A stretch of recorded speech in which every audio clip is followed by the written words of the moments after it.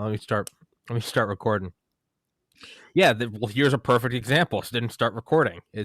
So everybody listen. It's episode 355 with Mr. John Beckenhauer, who was a pilot in Vietnam, and he was just saying that I need to get a checklist like a pilot for this podcast. And apparently, and he was saying that as I realized I wasn't even recording. So yeah, microphone, right, check. Double lights, check. Big light on in the room, check. What else would it be? Brightness up. Make sure you're recording. Check. Can they hear me? Check. And then finally, you flip on the engines and you start playing Fortunate Son. I think that's about the size of it, right? That is close. Well, did you dial up the person you're interviewing, Oh, that's true. Well, not only were you a pilot, but you're also in the White House Communications Agency. So, I mean, you really know what you're talking about. Oh, hell yeah. Yeah, right. But that was so Mr. Beckenhauer texted me on January 20th or the day after or whatever, right after the inauguration. And that was your friend sanitizing the podium, right? For President-elect Biden or President. Oh, yeah. Well, I haven't seen him in 15 years, Yeah. but he's still, I was surprised he's still doing the same job, Yeah. But yeah, because I saw a meme of that going around and it was just like, whatever it is, do it to your best. And even if you're just wiping the podium, but then you text me, you're like, hey, that's my friend. And I was like, what the fuck? But did you get a hold of him? Did he agree to come on with you? Oh no, I could never get a hold of him. Yeah. I know. You did put me in touch with Chance, a guy that works in a nuclear missile silo, and I think I told you. Yeah, he said he was like, "Yeah, I'd love to." I talked to him on the phone like 3 weeks ago, but then he got back to me and was like, "Global Strike Command or Strategic Air Command has to like approve it first." And I was thinking, well, shit, they need to make sure that I'm not some national security threat. Doesn't help that I went to DC on the 6th, but also I realized I was like, well, hold on. Nuclear triad, right? Silos, submarines, and bombers. I have had on Brigadier General Robert Spalding, who flew B-2 Spirits, which are nuclear capable stealth bombers. Yeah. So I sent that to him and I was like, for what it's worth, I have had on someone from the nuclear triad. And he laughed, but he's trying to get it to go through. But I'm so excited about that. If I can get him on, I am so excited about that. Yeah. And it's just a matter of going through the right wickets. You'll get him on. It's just a matter of getting a guy to sit down there with him. It's actually, if you can get both guys to sit there and interview them both. I don't know if you ever do two at a time, at the same time. But if you can get both of them on at the same time and interview them, actually, if you can get his boss on, you'll get a really good interview, I would think. That would be amazing. Yeah, I've done that. Yeah, I haven't talked to him yet, but I'm sure he'll agree to it. A submariner. Have you ever interviewed one of those yet? I have not. This guy is he just retired, so he could probably give you a lot of scoop on what it's like to be. He's a medic. Mm-hmm. He's a Navy medic, and so he's been on numerous underground or underwater expeditions, so on the sub. So he can. I was talking to him over Christmas, and he can tell you all kinds of wild stories, what goes on down there, the things they do. That would be insane. Yeah, within what he can tell. Yeah, that would be insane. That's a whole different level of insanity, being in a pressurized tube. No, I couldn't. I think I'd snap. I think I'd have an anxiety attack. It wouldn't be anxiety from the nuclear reactor engine or the nuclear tipped missiles. It would be being in a tube under. At the same time, though, I bet they've got that so down pat, right? It's not the 50s anymore. It's not the 60s where every once in a while you lose a sub. I bet they've got that thing so down pat. Yeah. I don't know. With the technology they got these days, everything computerized on there. Mm-hmm. The simulators, those guys are so trained and they Mm-hmm. get so much experience that, uh, you take a couple $1 billion worth of equipment out there, you're the deadliest weapon there is On the in planet. inventory anywhere. They Yeah, they don't bar none.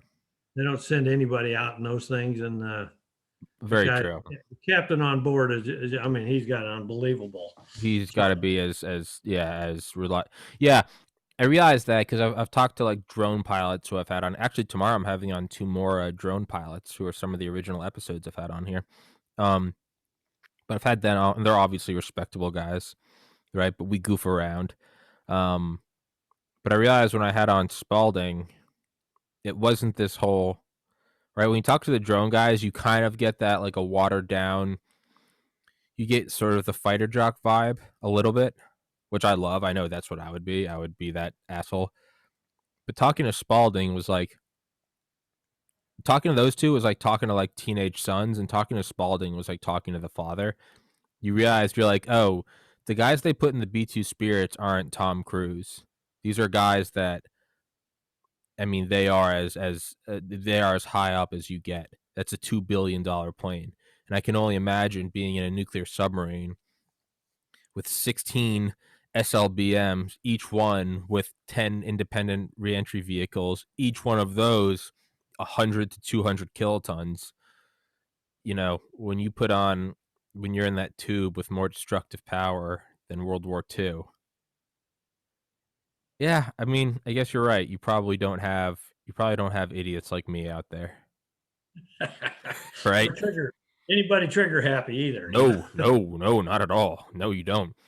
That's that's got to I be see. crazy though. I see you put your jacket on. Are you in a unheated room, or what's the deal? Yeah, so this room is above the garage. It gets really cold in the winter. Um the Wow. laptop I have is for like image editing, like graphic design, and I've been using it for podcasting. So I'm putting it through the ringer every day. It's, editing hours and hours of HD video. Long story short, I keep it in this room because it's super cold, and I have a fan next to it, and I blow the fan over it when I'm editing, and it's a heat sink, right? I mean, again, kind of like a nuclear submarine in the ocean, right? They have that infinite Yeah. heat sink around them, and that's why they can just use that forever. But yeah, I also just love the cold. I just love it. I would rather be in a jacket and a sweatshirt every day of my life. Well, I'd invite you to come out here. It's, I think, well, 15 below zero here right now. That's I think it's insane. coming your way too. It's Really? coming your way if you get it right. So Is it? Is there a storm we got coming this 15 way? below zero and about 28 inches of snow on the ground here right now. So I'm one of the few people in the world that I hear that, and that sounds beautiful. I love that. come on, I come might on come out down. there, man. I might come out there. We'll go out and we can do the Doctor Strangelove episode. We can actually go out to a nuclear missile silo. Yeah, what was that? Well, Rock Hudson made a movie of the submarine up on the North Pole. Remember? Hmm. I remember watching it coming back from a flight from Australia one time. So That's yeah. Didn't Eisenhower take Gorbachev, or was it Gorbachev or Khrushchev or whoever? And then he kind of to show off American power during a visit. They watched a live feed from a news or on a TV from a nuclear sub breaking through the ice at the North Pole. Just kind of like wow. flex power. They're like, hey, look at this little toy we got. Yeah, I've read Raven Rock by Garrett Graff. It's one of my favorite, but you might actually really like it. Raven Rock by Garrett Graff, all about. I think we talked about it last time. It's all about the nuclear bunkers and stuff. And I've recently been currently reading War State by Michael Swanson, all about the Oh, military industrial complex. Really good. Really, I mean, when I say read, I mean listen on Audible. Really good book. That author is going to come on. I think this went like 2 days from now. But in both those books, Raven Rock by Garrett Graff and War State by Michael Swanson. I can email them to you if you'd like. yeah. Yeah, yeah, they're really good. But both of them, they talk about this one time where Kennedy or where Eisenhower met with Kennedy on like January 19th, like the day before he's inaugurated, kind of, you know, bestow a little bit of knowledge. And Eisenhower, who led the largest amphibious invasion in world history, 5-star general, won World War II, kept the Cold War cold, president, he met with Kennedy, who he didn't, in his own words, didn't have a lot of respect for. Thought he was too young, thought he was too liberal, thought he was too idyllic. Um, but he met with him and was basically telling him, in Kennedy's words, I think he liked talking down to me. And I think he liked, he said he received the tongue lashing of a lifetime. And he thinks Eisenhower enjoyed telling me just how dire the Cold War was. And to really get his point across, Eisenhower apparently walked behind the desk at the Oval Office and said, "Watch this." He said, "Like we're always on a." Is that light blinking? He said, "We're always on like a hair trigger." And Kennedy was like, "Sure," and Eisenhower was like, "No, like it's a nonstop war footing. There's no more peacetime." He picked up the phone and he just said, "Opal 3." He said within minutes, a Marine helicopter landed on the right behind him, and two guards come up, and it's it's obviously a drill. We're whisking you away to a secure location.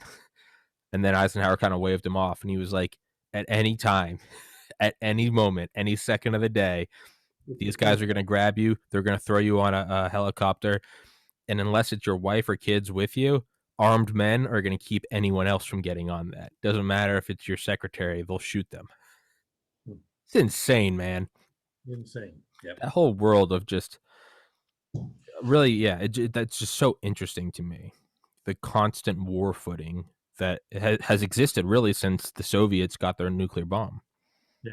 Yeah. Changed everything, Absolutely insane. Did you ever have any in your history as a pilot? Did you have any interaction or around nuclear weapons? Did you ever see or hear anything? Because they didn't.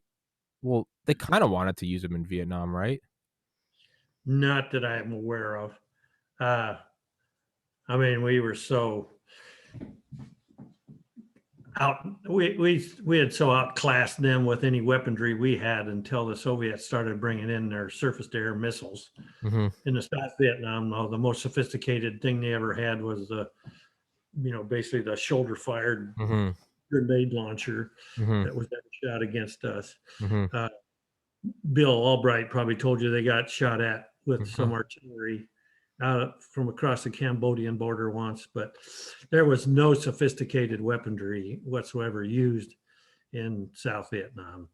There was, I don't know if you ever heard of the MiG-29 or MiG-19, I think, that came down out of the north into South Vietnam and shot down a helicopter that was refueling off of a C-130.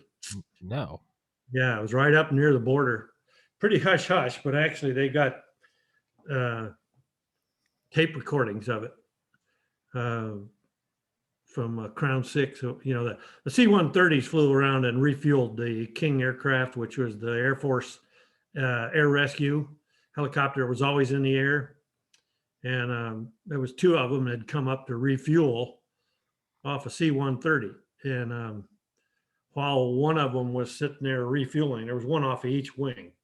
They had a refueling probes come down, helicopters come up and refuel off of them. And when you listen to the tape, it was pretty cool. They talked about this bandits at 12 o'clock, 40 miles out. Mm-hmm. And you heard it all the time, when you're listening to the emergency frequencies, and you never thought about MiGs coming down out of the north into South Vietnam. It just never happened. Mm-hmm. And pretty soon it was bandits, 12 o'clock, 20 miles out. They just ignored them, basically, okay, yeah, it's, somebody that's not reported in or squawking on emergency frequency. And all of a sudden, everybody goes bananas.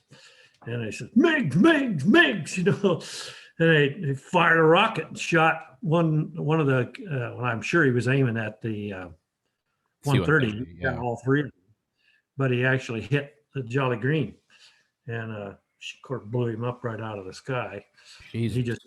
He just came down, fired the rocket, and then took off right away and went back to North Vietnam. But that happened in '68 sometime or other. You Google that, there's the story of it on there. It was a pretty classified at the time. And then when it was determined it was in fact a MiG and that he'd come out of the north, they'd traced back to it. Everybody was, anybody said bandits, you got your attention from that point on because Jesus. it was just never done. So, nuclear weapons, I don't think were ever considered. Not that I ever was aware of. Mm-hmm. I mean, I think if they'd have gone after that war to win it, that's the first thing I'd have done, shoot. Yeah, from the outright. You want to screw around with me? Just drop one on Hanoi here and be done with this. Not even an A-bomb. Get one of those big old hydrogen bombs. Yeah, it was a big worry. I'm sure the Soviets would have got into it. The Chinese would have got everything. But the Soviets were there as advisors already anyway, and the Chinese were there as advisors already anyway. Yeah. Do you think the MiG coming down and shooting that rocket and turning right around? Excuse me. I think we have a little bit of delay. What was the question again? Do you think the MiG streaking down over the border, shooting that rocket, and then turning around and going right back out? You think that was the equivalent of like a pot shot, just kind of? Oh, I think so. Yeah, he just and he probably was operating by himself, alone. Yeah, and it could be he didn't even know he was inside of stuff yet. Yeah, maybe. But I know if I'm a young kid up there in a MiG, and I see this target down there, what are you gonna do? Yeah. Yeah. Especially if you're a Vietnamese pilot, a MiG is a spaceship to you. Yeah. You're gonna put that throttle all the way forward. Go get some heads. Go get some scalps. Go get one. So, and whether that happened or whether it was intentional, I don't know, but it never did happen again. I mean, I think they set up anti-aircraft along the border, and of course they'd have let the horse out of the barn. Then they would have been more aware of any MiGs even coming close to the border. Then they'd had aircraft up after them, but didn't happen. Yeah, all the bases were further up. There wasn't too many bases down near the border, so or the demilitarized zone. Do you think? I was gonna say it almost seems like it could have some psychological impacts, right? Because you said up until then, no one you heard bandit and it was just whatever. Yeah, because where we flew, we had air traffic controllers that would call out bandits all the time. And it was always just unidentified aircraft. You'd look up, and of course, it's their job to call off any unidentified aircraft as a bandit. Until you knew what they were a bandit. So, but from that point on, every time you heard the word bandit, it definitely got your attention. And you were looking around in the sky all the time after that. That's what I mean. That's what I mean, right? That's an effective force amplification for the North Vietnamese, right? Because now you just got to say, hey, go screech across the border for 10 seconds. You're going to get every helicopter in the sky to stand down. And then you only got to, it's like the boy who cried wolf. You only got to actually shoot someone down, I don't know, maybe once a year, but make them think it's always coming. Yeah. It's effective. How would you, as a helicopter pilot, how would you even fight again? So, in all my knowledge of helicopter pilots, because I play video games, right? It's right, because it's basically the same. I know you served a couple tours in Vietnam, but I've played a lot of video games, so I would say we're on an even keel. Okay, yeah. Right. So I'll send you a DFC. Yeah, just send me my wings, and but it's give you a couple medals, you can wear them on there. And if people ask, I'll just lie, right? It's but what like we do, yeah. But like in video games, right? It's always, you go up against another helicopter. It's always who's the better pilot, right? Because it's tit for tat. You're in the same fixed rotor wing. But always in a video game, if a fighter jet comes after you, there's nothing to do but just bail. Or you go and try to hide behind a mountain ledge, right? Because you know that they can't. So you try to just hop over a ridge back and forth so they can't get you.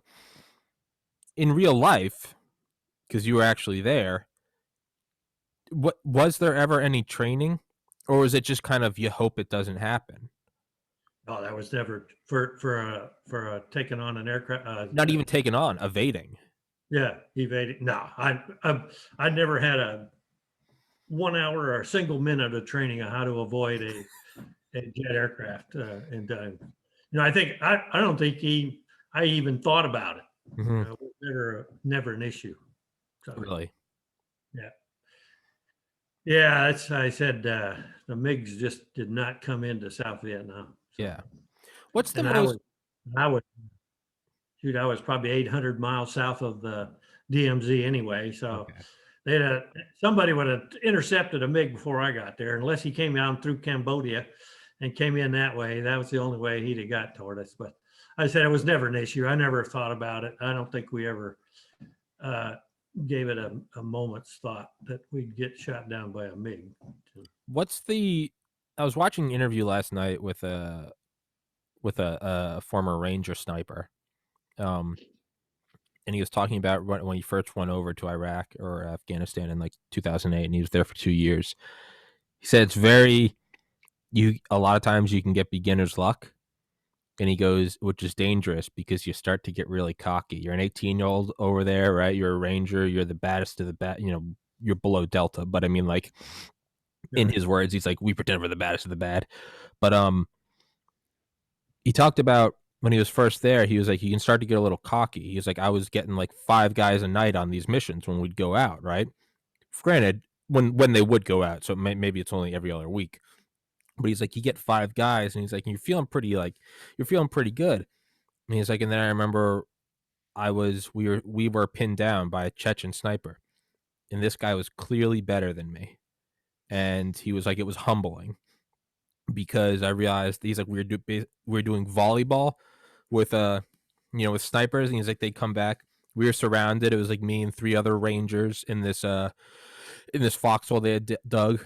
And he's like, and we were actually kind of openly debating, do we just pull a grenade and kill ourselves because we're surrounded, and these people, I mean, this is ISIS, this is Taliban, they're gonna boil you alive.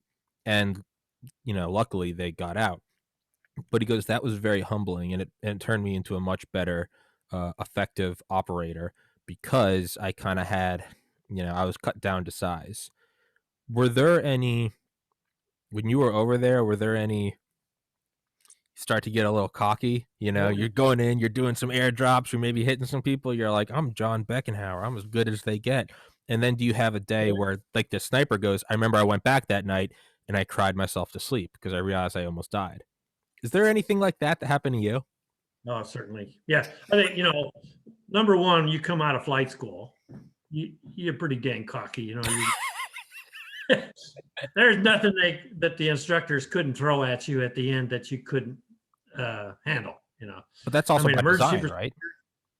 Yeah, emergency procedures. I mean, you'd be flying along, and an instructor's job is, of course, is to throw stuff at you to test you. But the idea was to give you the confidence that you could handle anything that they threw at you to start with. Emergency procedures was always the big thing. He'd sit there and you'd be rolling along, and you're looking down. You're supposed to be protecting some gunships down there on a LZ or something. He'd just reach over and turn your throttle off. Engine out. Now what?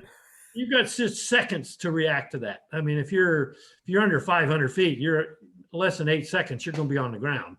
You rolled up in a little ball, or if you do it right, you're going to put it into hopefully a big enough spot where you don't roll it into a ball, but it's going to be a situation where at least you're going to walk away from it. I mean, you might have to crash into trees or whatever, but you knew how to crash into trees if you had to. You knew how to land on a side of a hill if you had to. You knew how to land in a small spot as long as you needed. If you could get your helicopter into a hole in the trees that's big enough that your rotor blades aren't going to hit it, and put it on the ground and not crash, you're pretty good. Can you go? I'm making a note of that. Can you go into that really quickly? Hold on, let me. Okay, if your helicopter engine quits, I mean, a big myth is that you just fall like a rock and you're going to die. That's not really what happens. If you do it right, if the engine quits, well, hopefully you got a little warning. Usually you'll see your oil pressure start to drop, or your engine temperature starts to go up, and you got a little warning. So you're already looking for a place to put it on the ground. A helicopter, when the engine quits, of course, the power goes out of the rotor system.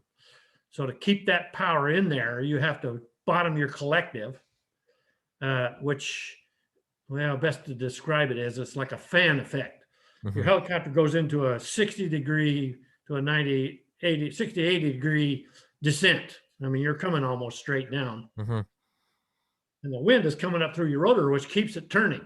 Okay. And that's the whole magic. You got to keep that rotor turning, because if the rotor quits, rotors just fold up and you go into the ground as a rock. Really? No. They just like an So you umbrella? don't want to do that. You want to keep it going. And so as you're coming down, you're looking for a place to put it on the ground. And basically, you're going to get what's in front of you, you know, unless you turn into a wind, you might be able to get a little more distance out of it. Yeah. But the higher you are, of course, the more altitude you have, the more of a circle that you've got to land. So say there's a football field down there and you're flying over a city and there's a football field, that's what you're going to go to. Big flat field, big enough to fit your aircraft into, and you just glide your helicopter over there.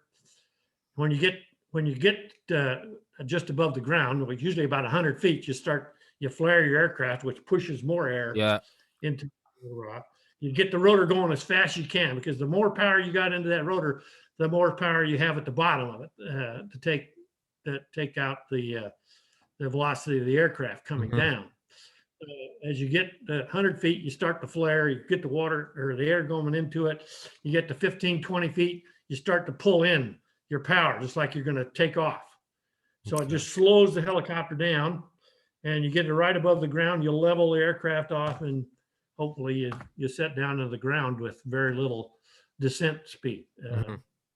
You're coming in. And if you do it right, I mean, you just put the helicopter down like any other normal landing, only your rotor slows down real fast. And you open the door and you walk away from it, you know. If you don't, and that's the ideal thing, is to have a big football flat field. It might be the side of a mountain, however. So you got to learn how am I going to crash into a mountain? You know, what you do is you get your nose uphill, up the mountain. You crash and your aircraft hits down. You're going to roll backwards maybe, or you'll roll it to the side, and you're going to walk away. The idea is to get the aircraft slowed down to almost zero ground speed. And then plop. And then if you're over water, you know, you roll it to the right. So the rotor hits the water first and not the aircraft. Why is that? If you're on, as your rotor is turning clockwise or counterclockwise on a Huey, as well as the forward rotor of a Chinook. So if you roll it to the right, that blade's going to hit if it's a tree, if it's the ground or water landings, when you definitely want to roll it to the right. When you roll it to the right, it absorbs all the rotor blades coming around and around. Oh, okay. And if your rotor blade hits something and doesn't, it comes through the cockpit. See, and it can kill the pilot on the right pretty easy. Oh, geez. If it hits at full speed, you know, it's going to take that out. So if you, like I said, sometimes you don't have any choice. You land into a jungle tree. Just before you hit the trees, you want to roll it over on the right side, so it takes that all out. If it's 2 or 3 trees, you want to hit in the middle of those trees so that kind of shear it. Trees take all the absorbent, and hopefully most people walk away from a tree landing. You might have to crawl down out of the tree to get out of the tree to the ground, but you'll usually walk away from it unless it's a fluke and a branch or something comes through and sticks you in the gut or whatever. You know, you can walk away. Water landings are pretty, you know, if you can get out of the aircraft, and you practice that. In flight school, you had simulators. You sat in a cockpit basically, and they released this thing over a swimming pool. You'd crash into the swimming pool, and then you had to, you know, follow the bubbles. You had to wait till everything stopped, open the door, and then you swim to the top. And if it's dark and they turn the lights out, you look at your bubbles and see which way the bubbles go, and you follow the bubbles up. So you practice that a lot. So I guess go back to the beginning, or you're pretty darn cocky. That's one of the things you learn real quick is if you screw up in a auto rotation, that's what it's called. If your engine quits, you go to the ground, it's called an auto rotation. That's what the maneuver is called. That can be pretty humbling. You screw that up. You also got an instructor sitting over there who's got 10 times the experience you got. Mm-hmm. You do something pretty cocky and you think, you do an engine out and you land into the wind and you put it on the ground and you just, wow, that's pretty cool. And he said, well, did you turn your fuel valve off before you landed? Oh, Yeah. Well, I forgot that one little thing, Yeah. Now, did you have what's the protocol for you land in the middle of, you manage to land, you manage to not roll over into a ball of fire and metal, and you walk away. Do you have MREs, like a pistol, a map? Like, yeah, what's the fail safe, or not fail safe? What's the preparation? yeah, good question. If when you get on board the aircraft, one of the things you check, you have an emergency kit. Mm-hmm. Okay. And that's the size of a 2 or 3 typewriter boxes that fit in this thing. It had survival gear in it. Mm-hmm. Had a radio in it, had flares in it, had a weapon in it, a flare gun. You might have MREs in it, C rations and hard. Mm-hmm. You had a net, stuff like that. It was there, and it was strapped to the side of the aircraft, and you just checked to make sure it was there. You knew what was in it if you ever had to use it. You had a survival vest that everybody wore. On your survival vest, you had a radio. You had flares. You had a morphine shot there if you're in pain. You had fishing nets. You had what else we do have? Fish line. Did you wear that? Sorry to interrupt. Did you wear that in addition to the, so in case everything goes to shit, you just have that already on you, so you wake up and you already have it, as opposed to let's go get this several typewriter box. Yeah. Usually if you had an emergency, you get shot down or whatever, it happens so fast and you're so excited. If you don't have it on you, you're not going to have it. Yeah, I'm making a note of that right now. Get out. You want to get out of the aircraft. You're trained to get out of the aircraft as soon as the rotor stops. As soon as there's motion, stop. You get out. Run. Yeah. Because you don't know if you're going to get fire. You don't know if you're going to be taking fire from. If you're in the enemy territory, you might start taking fire right away. That's the protocol. You get out of the aircraft, and then if you're in enemy territory, you grab your M60 machine guns, all the ammo you can carry, and you set up a defensive perimeter right away. And hopefully you got off a radio call. Now, as helicopters, you very seldom did you ever fly alone over there. There was always other helicopters around somewhere. And if you got off a Mayday call, you weren't going to be on the ground 10, 15 minutes. Somebody's going to pick you up and get you out of there. So you got out of the aircraft, you set up a defensive perimeter with the weapons you had, and hopefully you didn't get captured. Somebody came in and got you out of there. But everybody had a radio in your survival gear. You had flares, so if your radio didn't work or you got damaged or whatever, you could shoot a flare up. If you're in a jungle, you could see where you were at, where the pilots were at, if you were the one doing the rescuing, and you could get in there. But of course, the whole trick is how much time do you have, and is the aircraft on fire, and 3, are you in enemy territory? All dictates what procedure protocol you go through. First thing you do, anything happens, you try to fly the aircraft out of the area. Yeah, try to get us. Yeah. If the aircraft's not safe to fly, you don't know if something's going to explode on it. You don't know if your hydraulics are going out. If your engine's on fire, any of those things, you got to get it on the ground right away. You don't really have a choice. You can't fly the aircraft out. But it's a ticking time bomb. You always maintain control of the aircraft as long as you can. If you lose control of the aircraft, you're going to die anyway, more than likely, unless you're already. So you always maintain control of the aircraft, no matter what the emergency is. Number one, you always maintain control of the aircraft. The co-pilot hopefully will get the radio call off. He gets the Mayday out. He starts to coordinate whatever rescue efforts you're going to take if you're on there.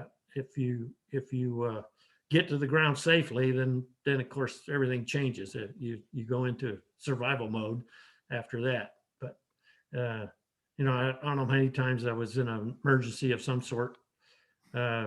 Everything from engine fire to getting shot up to your crew was wounded or whatever. The excitement level goes way up, and you got to learn to just calm yourself. Fly the airplane. You put that in your head. Control the aircraft. And so once you got the aircraft in control, you got the emergency procedure taken care of. Next thing is to get to a safe place and get on the ground if the aircraft's not going to fly very much longer. Now, how do you excitement level? So like instant anxiety attack. So do you just Hopefully you train for that. Like I said, okay? The whole thing is anytime you have a thing like that, you train yourself to stay calm. You've got to think through it. It's the only thing in many cases where it's going to survive that. Now, it doesn't necessarily always work. Mm-hmm. And there were several times. I can think of one time especially. We were flying all day. We're, pretty relaxed. We're, nothing's happening, and basically we're just resupplying this LZ, and we'd been into it probably 20 times already, resupplying ammo and water and everything. And it was at the top of a mountain. It's down by Fanring, and the mountain had this little fire base on it. It had like 4 or 5 tubes up there, and it'd come in and it'd shoot up. And when you've got a mountain that's like that, when you land at the top of it, it's called a pinnacle approach. I mean, you set up pretty high and you come down pretty steep as you're coming down to it. So when the load gets to the top, you pull in your power, you come to a hover right at the spot where you want to drop the load to. Well, we were coming in, and I had my co-pilot do one sortie and I'd do the next sortie, and we're switching back and forth. And I can't remember at the time if I know who he was, but I can't remember if he was just a new guy or whether he was experienced too. But he had done the sortie before, and the guy on the ground had said, "Well, I think might have some enemy action around here." Some guy said he thought he'd spotted somebody down the hill. So we come around and said, "Well, I thought, well, I'll take the next one." And we come in and nothing's happening. So, I just came down, and we're about coming through 200 feet or so. And all of a sudden, this guy, a sniper opened up on us and just, all the aircraft just started taking hits. I mean, you can hear them. It's like somebody hitting the side of the aircraft with a hammer. Mm-hmm. And I just like, I went into panic mode. Like that. And I basically froze on the controls, like, geez, I don't know what to do here. And I'd never had that before. I mean, the co-pilot said, "I got it." He took over the controls of it. And he, of course, banked off to the side, and we went on our merry way. But I mean, it was the only time I ever had that happen to me. If I'd have been solo, I'd have crashed right inside that. I'm sure, because I would have had no idea what the heck I was doing, because it lasted 3 to 4 or 5 seconds probably, that I just had I just basically froze on the control. Yeah, it happened. I mean, I had co-pilots. Usually the new guys is where that happens to. Once you're there for a while, you're in the mode, and you've been through enough situations where when it's coming, you get yourself into a relaxed mode. Mm-hmm. And a lot of times it happens so fast you don't have time to think about it. You just go into what your training tells you. And then all through school, they all the time, the instructor pilots are throwing stuff at you that they want you to panic, because they want you to know what that feels like and how to control it and to stay in the right mode. So I think that the training kicks in. Whatever happens, if it's bad, whatever happens that you've been trained for is what you're going to do. Mm-hmm. And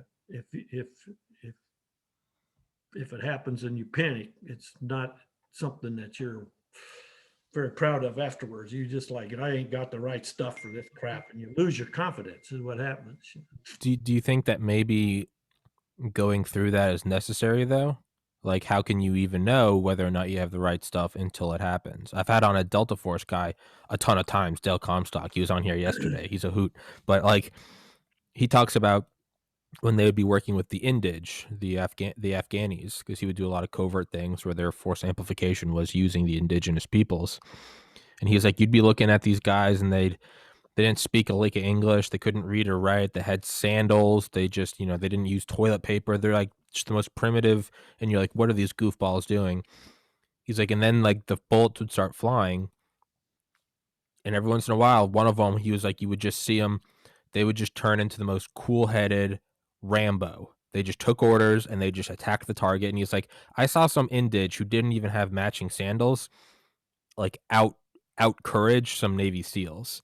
And he's like, sometimes you just don't know until the shit hits the fan. Do you think that's necessary? What happened to you? Because like who can say I'll keep my cool when a sniper starts shooting at me? No, it has to be when you least expect it. Well, it's definitely once it happens to you, that cockiness you had before, you don't have that anymore. Stand up a little more straight. About the time anybody gets cocky like that, if you don't have a good instructor knocking it out of you, mm-hmm. or something happens that knock it out of there on your own, probably kill you. You know what an FNG is, right? That's fucking basically the concept. Yeah, they don't have that confidence level in them yet. Yeah. And as an instructor, I was always putting them in situations where they make their jaws tight, but yeah, if once you got past the cockiness, got a couple of situations where you knew you were going to do the right thing, you didn't worry about it, it was a lot more well, I don't know what's the right word. The confidence level was up, but I don't care how confident you were. Sometimes you get stuff thrown at you. You had no idea what to do. And you just relied on training and luck to get you. Because if you don't have that cockiness knocked out of you, it's probably going to be the death of you, right? I mean, there's going to be that's going to be the Darwinian law is going to come in. You're going to do something really stupid, and you're going to put your head over the parapet and you're going to get shot in the face. They didn't come home. Yeah. That's an odd evolutionary selection phenomena now that I think about it, right? Because to be cocky, you first, unless you're just a jackass, but normally you have to have it's based on something, right? You've won a couple, right? You've won a couple things. You've got a couple good, whatever, dropping off or, air braking. You've done a couple cool things, which then would lead the mind to think that the cockiest, even though cockiness isn't good, only the good get cocky. But then once you get cocky, you stop taking precautions and then you get your head chopped off, metaphorically or literally.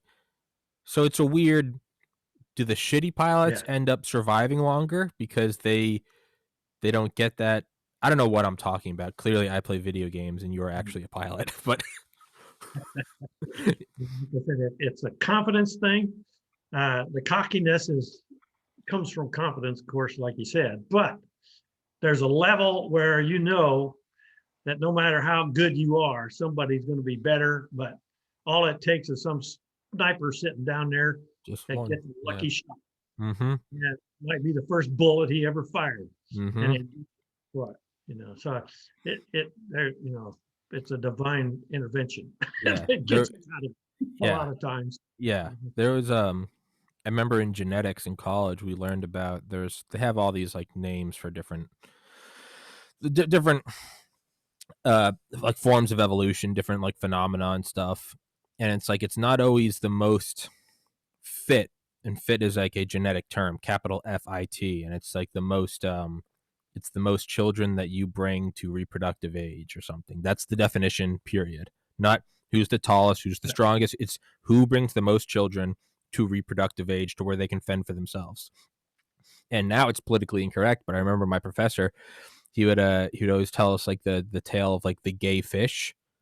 And he was like, there's this one fish that had all these scales that were brightly colored and stuff. And they kind of, they were like gay fish. And what they would do is they hung out with all the women fish, but they would very sneakily reproduce with them. They kind of, they'd have the most kids. And it's like that. You don't expect that. You'd expect a strong fish. And then another phenomena was the kerosene drinkers. There are these guys somewhere in South America where they would take shots of kerosene and it would kill. kerosene Yeah. fuel, and you only need a couple shots before it kills you. However, when these guys would do it, the guys that did the kerosene drinking, that was a sign of strength, that was a sign of like fertility. Well, the night, like as they were like winning the competition, all the women in this tribe would sleep with them. And so they would lay their seed, they would have sexual intercourse several times that night, and they would have a lot of kids. A lot of times these guys died the next morning because, the kerosene. However, they ejaculated into the most number of women, and thus they had kids. And the kids would grow up and they'd have the same sort of cockiness, the same attitude, and they would turn into very good kerosene drinkers.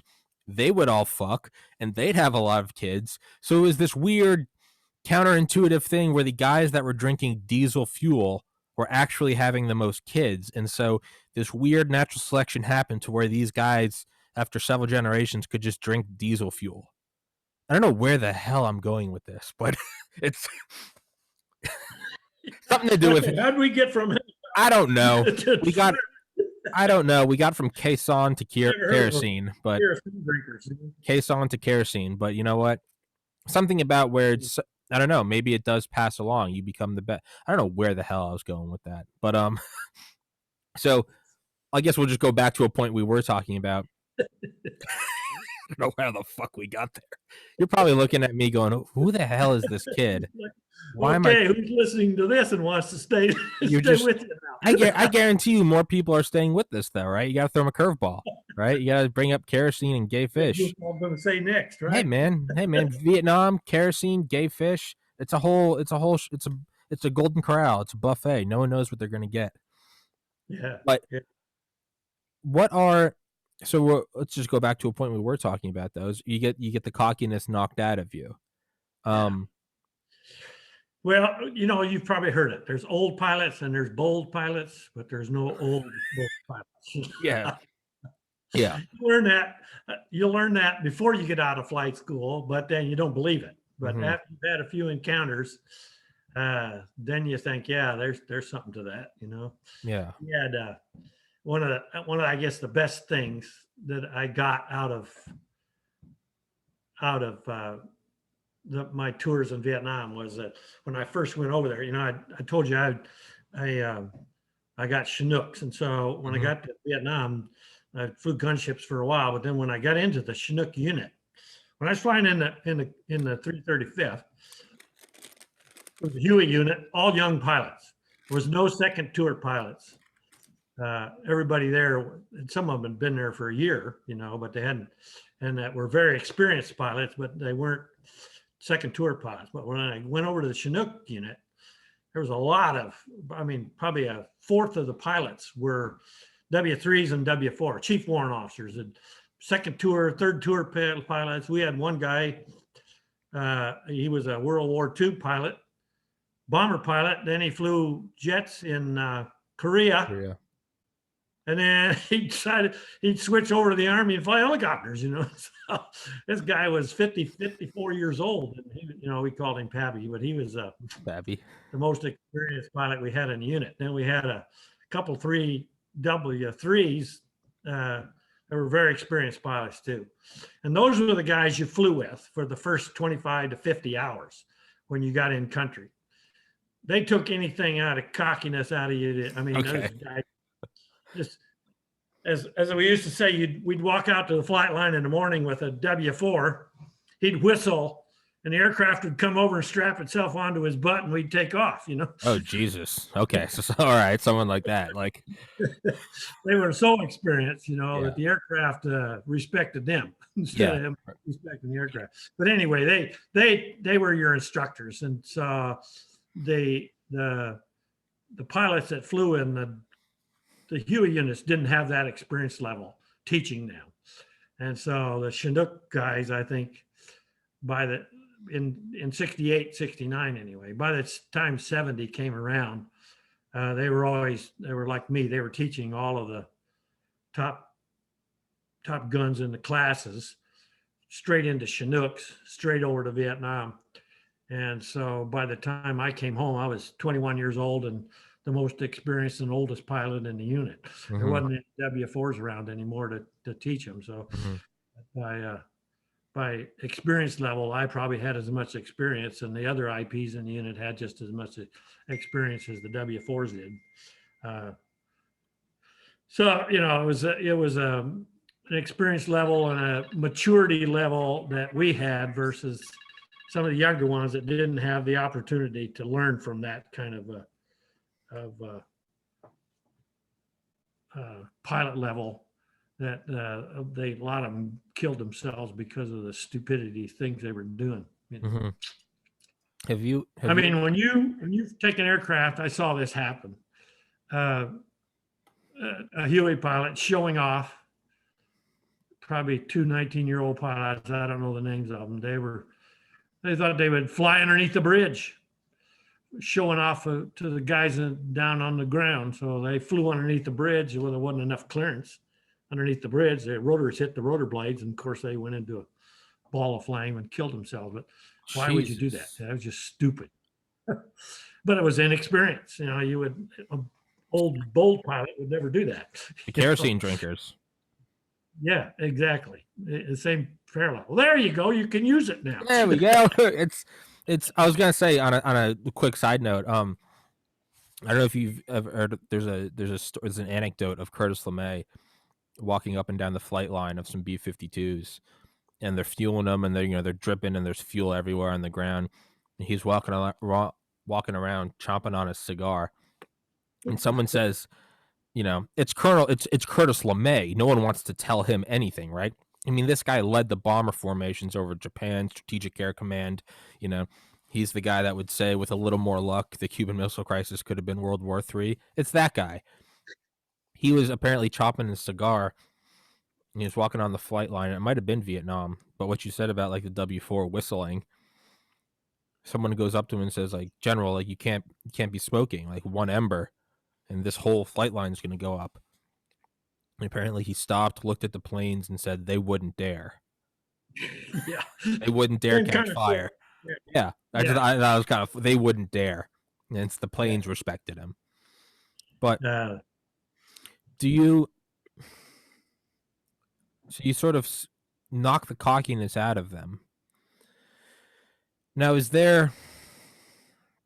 I would imagine there's got to be a balance though, right? No bold. There's bold pilots, old pilots, no old bold pilots, or beware of old men in a profession where men die young. Do you have to? Is there a counter between being too cautious?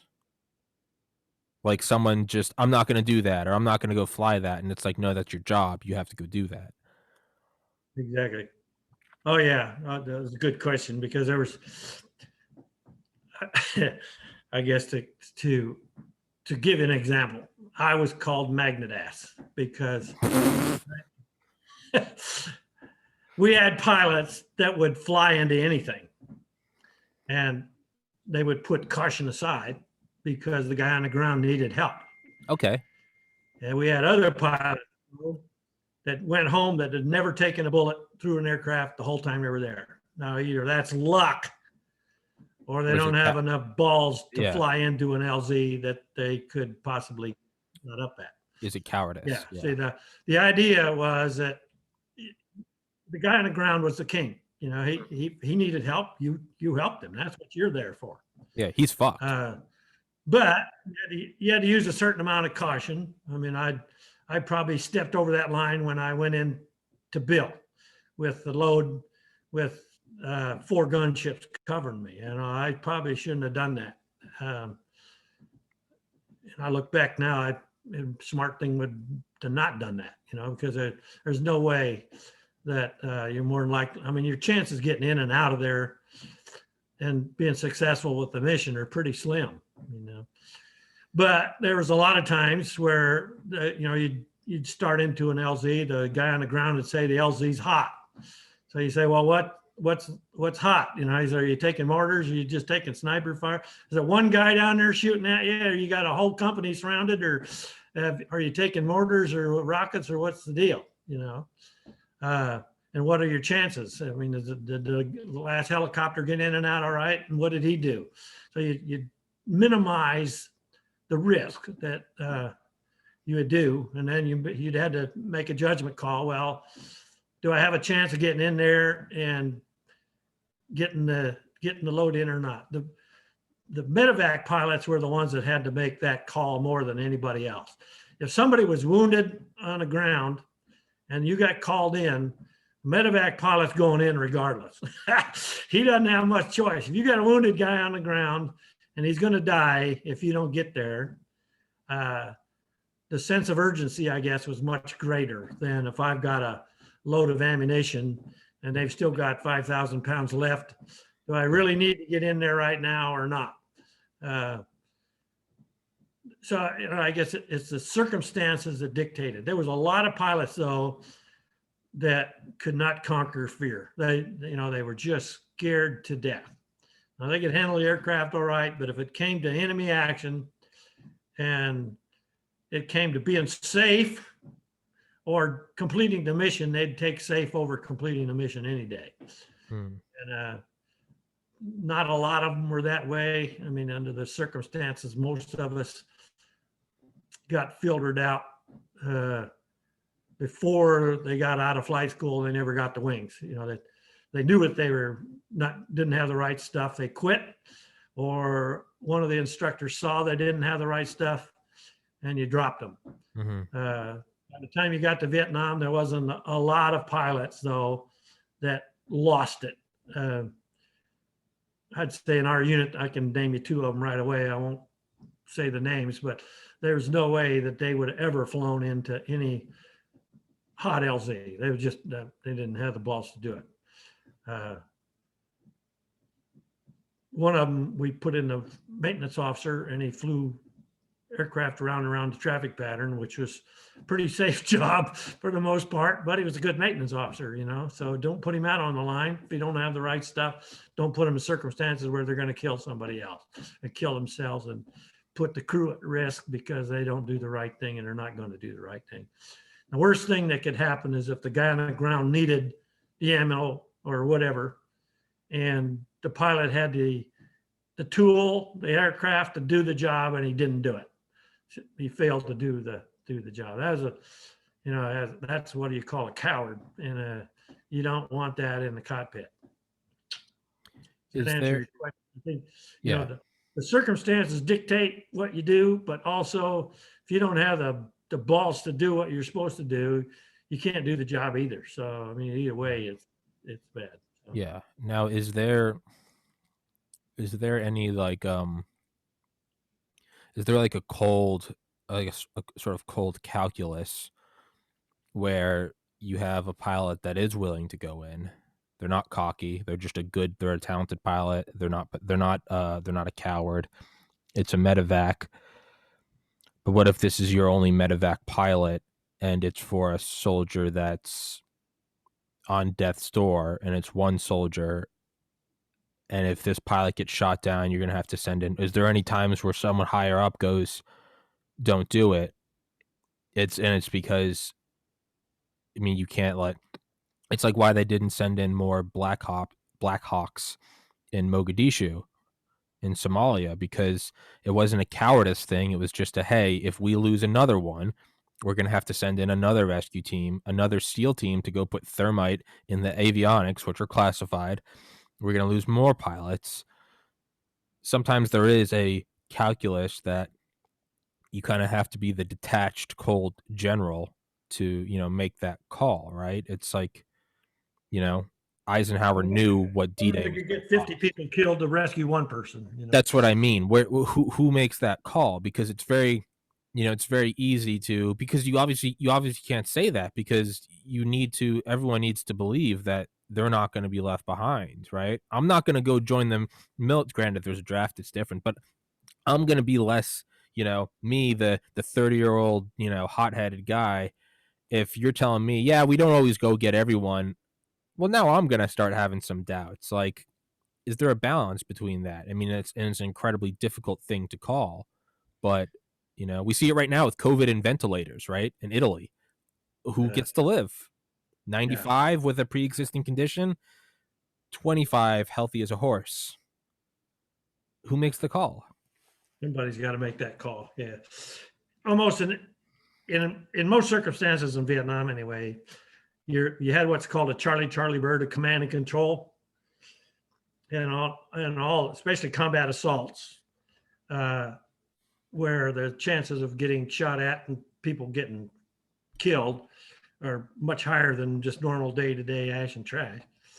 You had a bird out there that had usually an 06 or an 05 colonel or a lieutenant colonel that was in charge of making those decisions. The little old W1 down there in the helicopter, however, is the aircraft commander. His job is to follow orders, but he's responsible for that airplane and that crew and the job that they're supposed to do. I don't think there's, excuse me, that there's too many W1s or younger lieutenants or even captains had to make that kind of level decision. The medevac pilots, yes. Medevac pilots, like I said, to me, had most respect of anybody in Vietnam because and they had to make the call whether they could get in and risk 4 people in their aircraft to rescue somebody and get 10 more people killed in the process. Mm-hmm. That didn't make any sense. You got missions where that happened, but usually it was a judgment call, and it was something happened that wasn't supposed to happen, and they didn't have all the information to go in and do it. I don't think there was too many times where an aircraft went in where they knew they were going to get killed and went anyway. If there was a chance where you had a slim chance of getting somebody out, they would take it and do it. But there was always a boundary where if you got to a certain point, you either pulled off, or the guy on the ground would tell you to get out, don't come in, or the guy in the air, who usually 90% of the time would say, no, you're not authorized to make that rescue yet. So you'd come back out in orbit and wait till the ground fire had ceased, or they got the enemy situation better under control, or they carried him out to a different location where it didn't do it. If the guy was lying there dying, the ground guy would have to make that decision that whether he was rescuable. Is that a word? Mm-hmm. Whether he could be rescued Mm-hmm. or not. And I said every effort was made to save lives if it's possible, but there was times when I guess you just have to make that bad call that somebody's going to have to die. Do you think that is there any phenomenon where it's I'm thinking of I've had on here episode 95 Mike Durant, who's obviously the pilot shot down in Mogadishu. And as everyone knows from the movie, or from his book, 2 Delta Force snipers were inserted. They were told they did not have to go, and at first they were told they weren't authorized, but finally they said, like, we're very aware of what's going on. We're very clear that no one's coming to get us.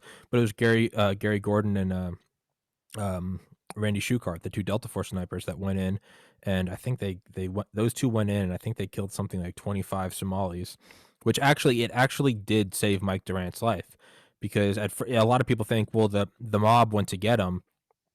Actually, from his story in the Company of Heroes, he talks about the time they bought him, it wasn't in vain, because the mob was about to kill him, but someone came there who was one of the militia leaders, saw him and knew he was a bargaining chip, and they went and picked him up. And then that militia that took him was then strong-armed by the ID'd militia, ID'd was the guy we were going to get.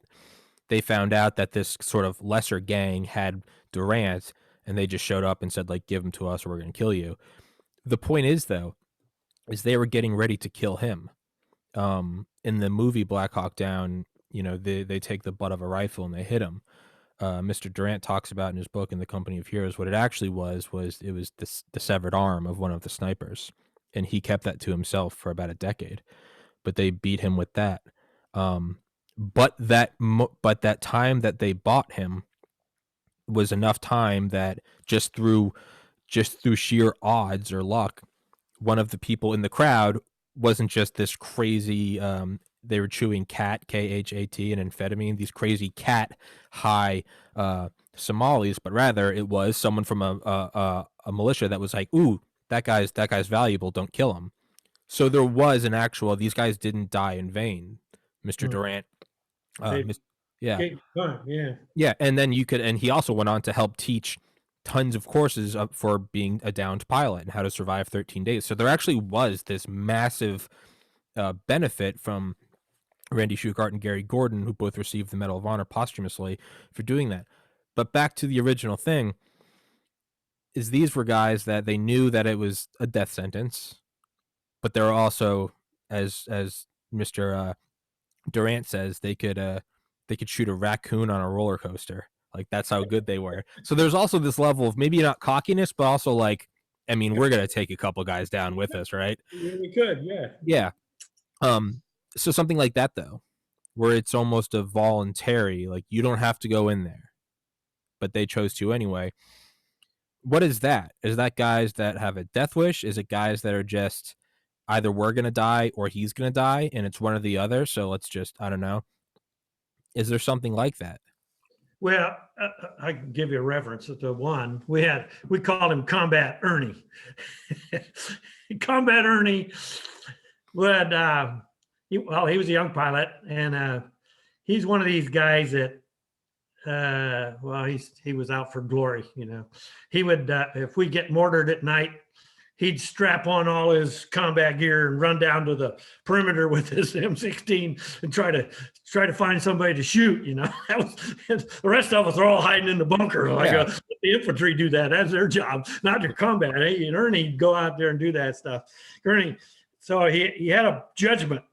He didn't have very good judgment when Do it came to. do you think he did? Do you think maybe it was? He did die. He did said he survived Vietnam, but he came home and was killed in a motorcycle wreck, which my guess, I don't know what the circumstances were, Sure. whether it was his fault or something else, but But knowing Combat Ernie, he was probably challenging the limits and exceeded them, but who yeah. knows? Well, I'm not sure. that's what I mean. Is it almost You seems, got people that had, it is a judgment call. It's a lot more than confidence. It's a lot more than having the right stuff.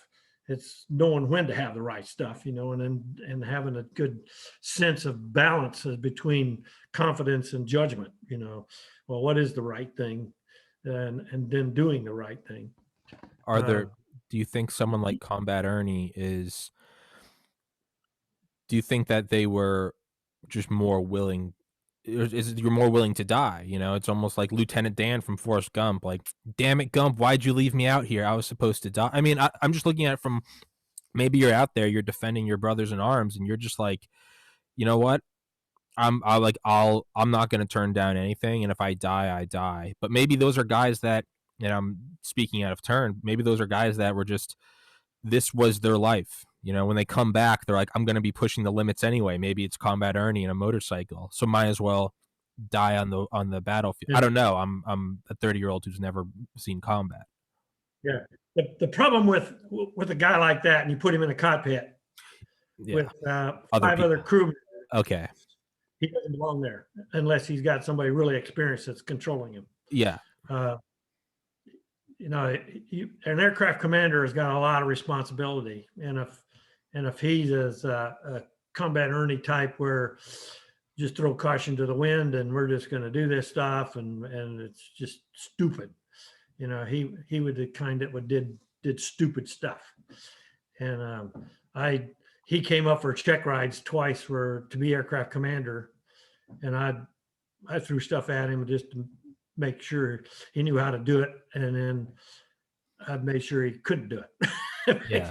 I did not want him as an aircraft commander in the unit.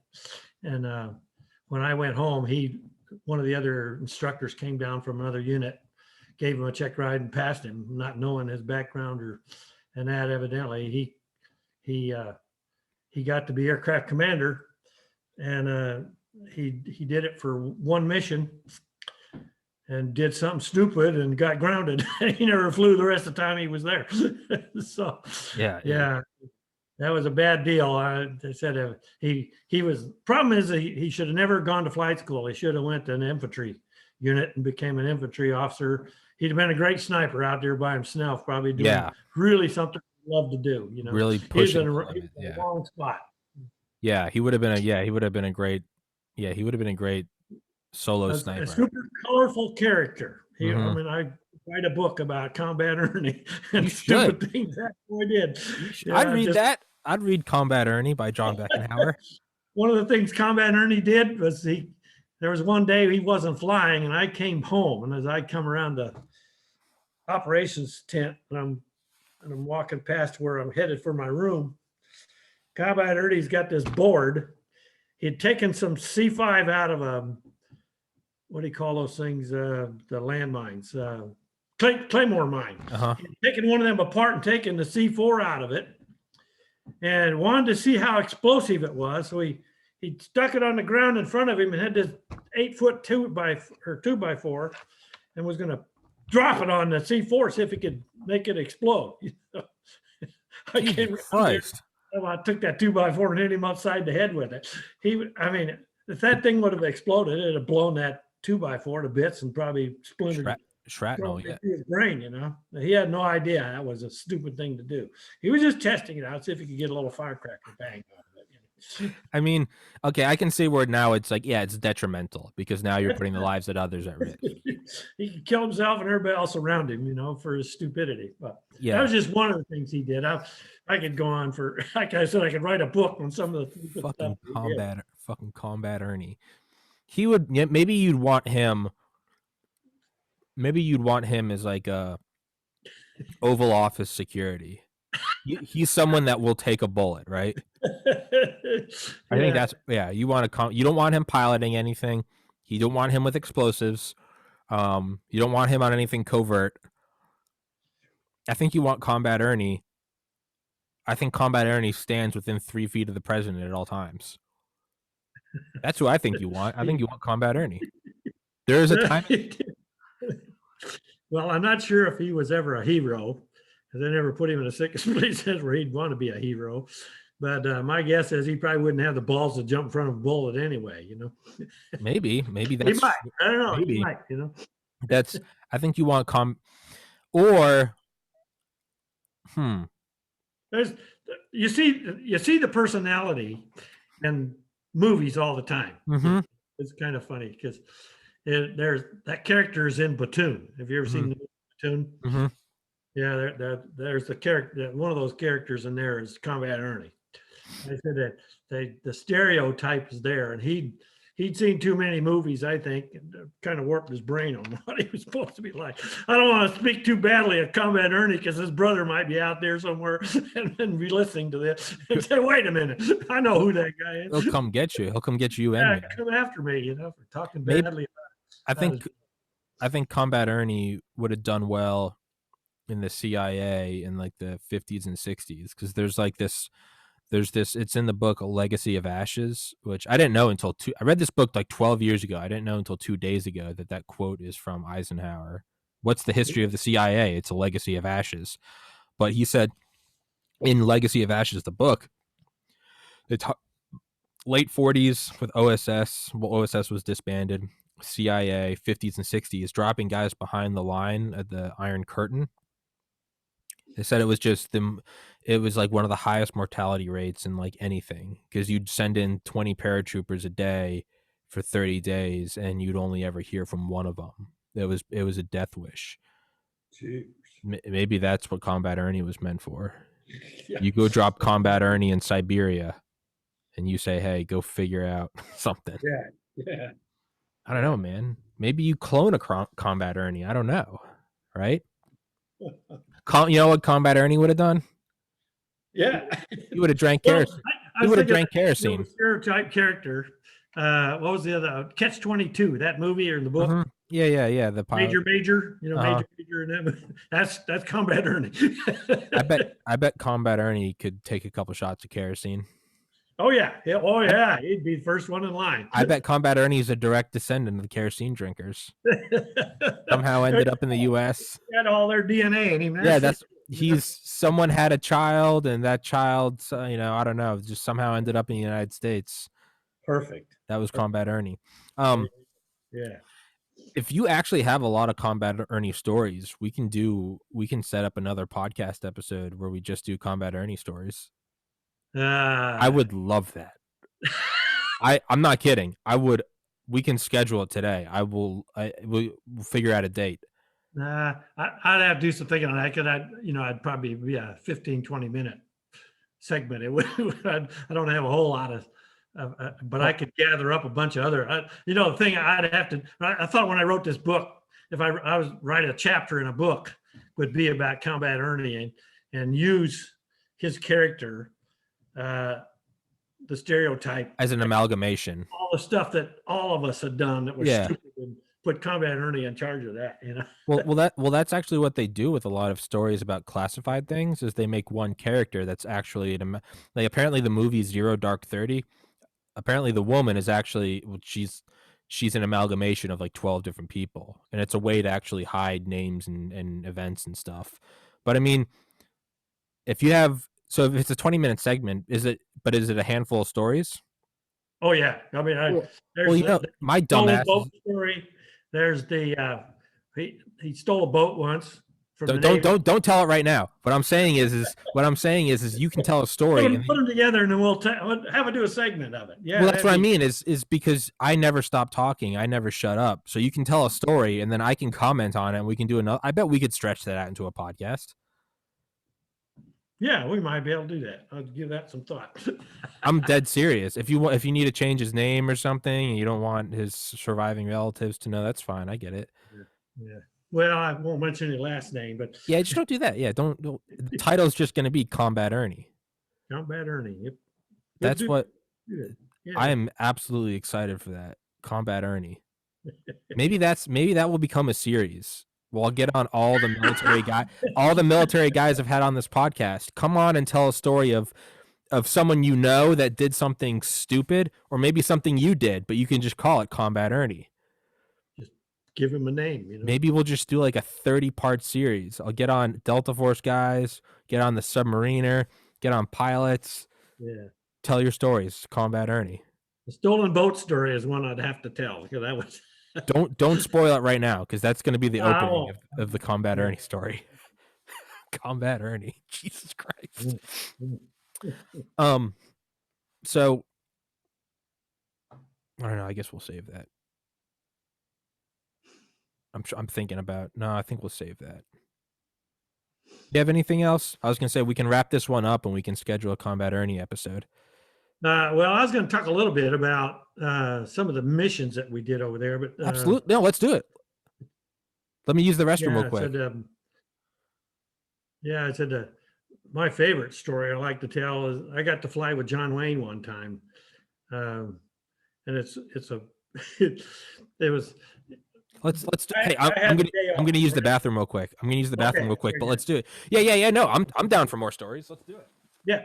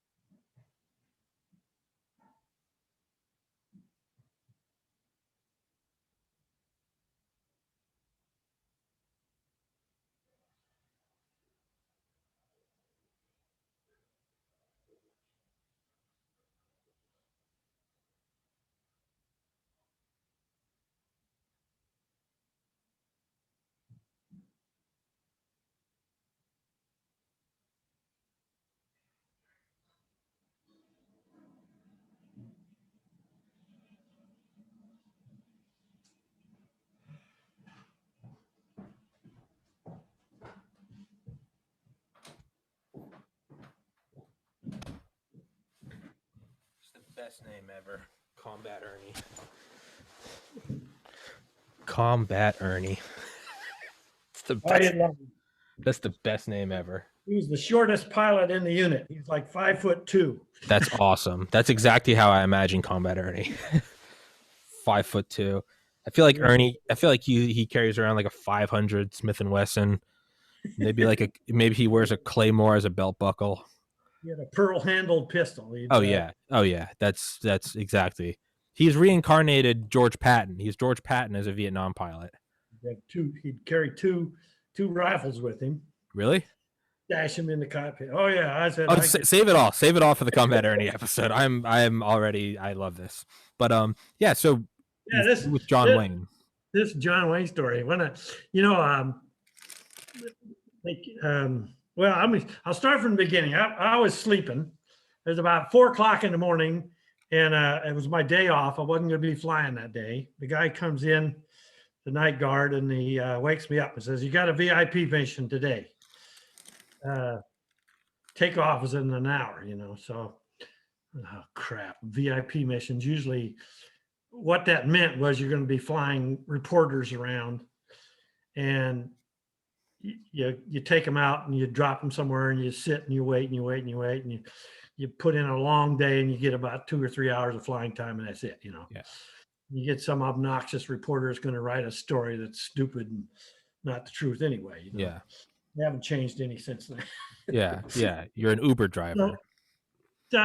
We get cranked up and we had to fly up in the Trang and pick him up. We didn't know what it was.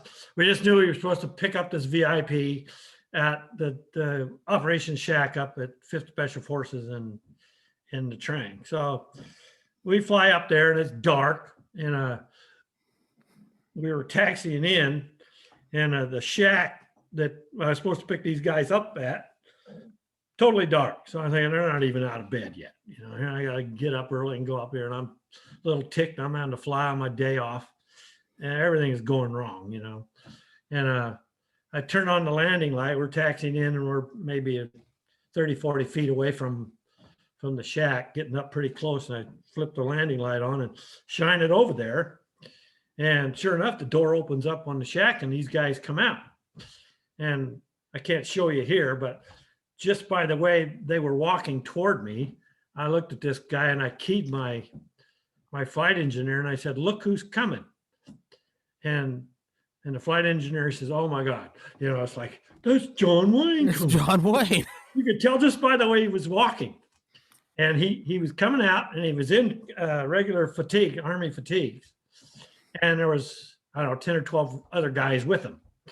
And I found out later they were, trying to think here, the Detroit Tigers, the baseball team?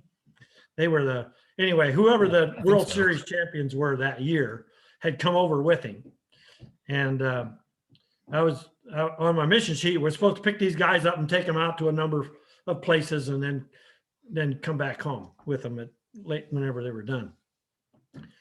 So they got on board. We gave him a briefing and shook his hand. And, I'm all excited about it. Oh, I get to fly John Wayne today, So, and it was all classified document. I mean, you would think that told me. I thought I had reporters. It was just people we were supposed to pick up, and they didn't want anybody knowing that he was the one on board the aircraft. And I wasn't supposed to go in and clear on the radio or anything and say that we had these guys on board. So we take off, and as we climbing out, and we're supposed to go over to Bammy Tuit with them, which is about an hour away. And on the way over there, there's before I get to there, as we get up to altitude, I did something really stupid, right?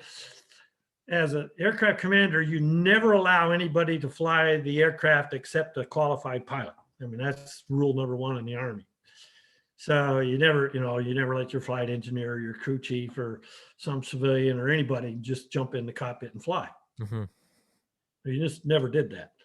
Well, we get up to altitude and I'm flying out there. I said, well, John Wayne, put him up here and fly. I told my co-pilot, I said, leave your helmet here and jump in the back and tell him to come on up here. So the crew chief, talks to John Wayne, says, you want to fly the airplane? Oh, sure. So he comes up, sits down in the aircraft, and of course he's right there beside you. And big, he's a big fella. He was probably 6'6" and 250 pounds. I mean, he's a big man. I didn't know that. Yeah, he was a big fella. And he comes up and do you know John Wayne very well? I mean, do you know the story of movies of him? He was, I mean, yeah, I know movies. I see his face. I can see his face. he, Yeah.